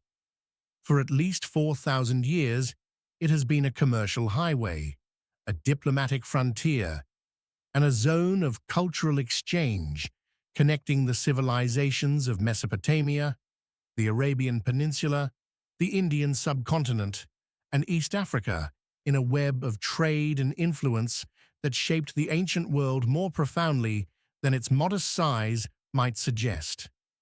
At the northern tip of the island of Bahrain, where the Gulf's shallow waters run particularly rich in the pearl oysters that made this region famous across the ancient world, a tell rises from the flat coastal plain with quiet authority.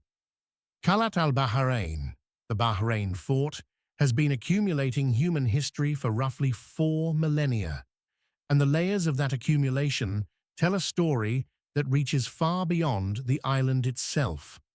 The site is a UNESCO World Heritage Property, and the designation is well earned. Excavations have revealed an unbroken sequence of occupation stretching from approximately 2300 BC through to the 16th century AD, a span of nearly 4,000 years during which the location was never entirely abandoned, only transformed, rebuilt, and repurposed by successive cultures who recognized its strategic and commercial value and chose to build upon what their predecessors had left, rather than clearing it away.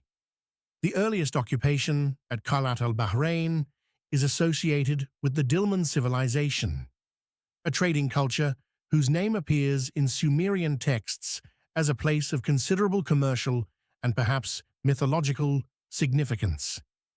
Dilmun controlled the Gulf trade routes during the 3rd and 2nd millennia BC, serving as an intermediary between Mesopotamia and the Indus Valley civilization, connecting two of the ancient world's great urban cultures through the maritime highways of the Gulf.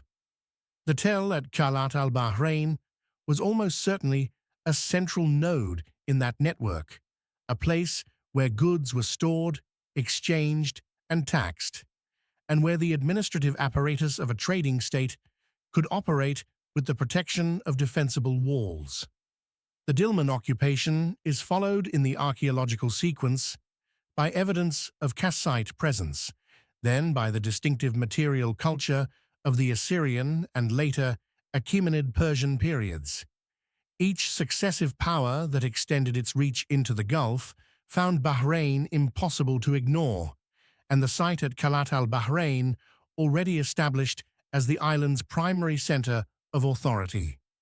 The fortress that gives the site its current name was built during the Portuguese occupation of the early 16th century, a characteristically robust piece of European military architecture dropped into an Arabian landscape, its angular bastions and thick walls reflecting the gunpowder-era military thinking that the Portuguese carried with them across their maritime empire. The Portuguese fort is what most visitors see first, and its scale is genuinely impressive. A large rectangular enclosure with projecting corner bastions built from the same local stone that earlier occupants had used for their own constructions. But the fort is, in many ways, the most recent and least revealing layer of a site whose real significance lies beneath it. The excavated areas around and below the Portuguese construction expose the accumulated strata of those earlier occupations.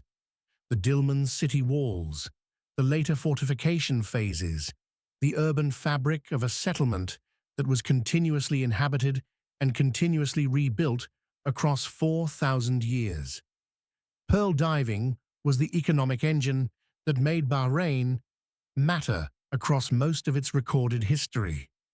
The island's surrounding waters produced pearls of exceptional quality that were traded across the ancient and medieval world, and the wealth generated by that trade sustained the political structures and the physical infrastructure that made Qal'at al-Bahrain possible. The connection between the maritime economy and the land-based fortress is direct. The fort protected the wealth that the sea produced, and the wealth of the sea justified the investment in fortification. Standing at the site today, with the Gulf visible beyond the excavated ruins and the skyline of modern Manama rising in the near distance, the layered complexity of Qal'at al-Bahrain is both intellectually compelling and visually striking. The excavated city beneath the Portuguese fort exposes walls and streets of extraordinary antiquity. The stone courses of the Dilmun period sitting exposed to the Gulf air after millennia underground.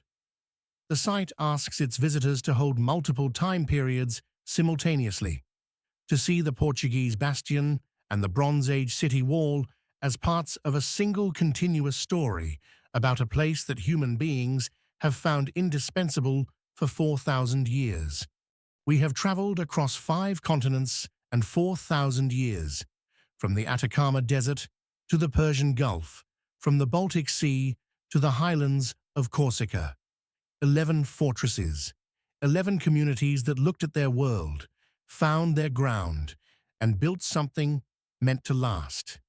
The names of most of the people who raised these walls are lost forever, but the stones remain, and through them, something essential about what it means to be human survives. If this journey meant something to you, please like this video and subscribe to the channel. We are working toward 1,000 subscribers, and every single one matters. Thank you for watching.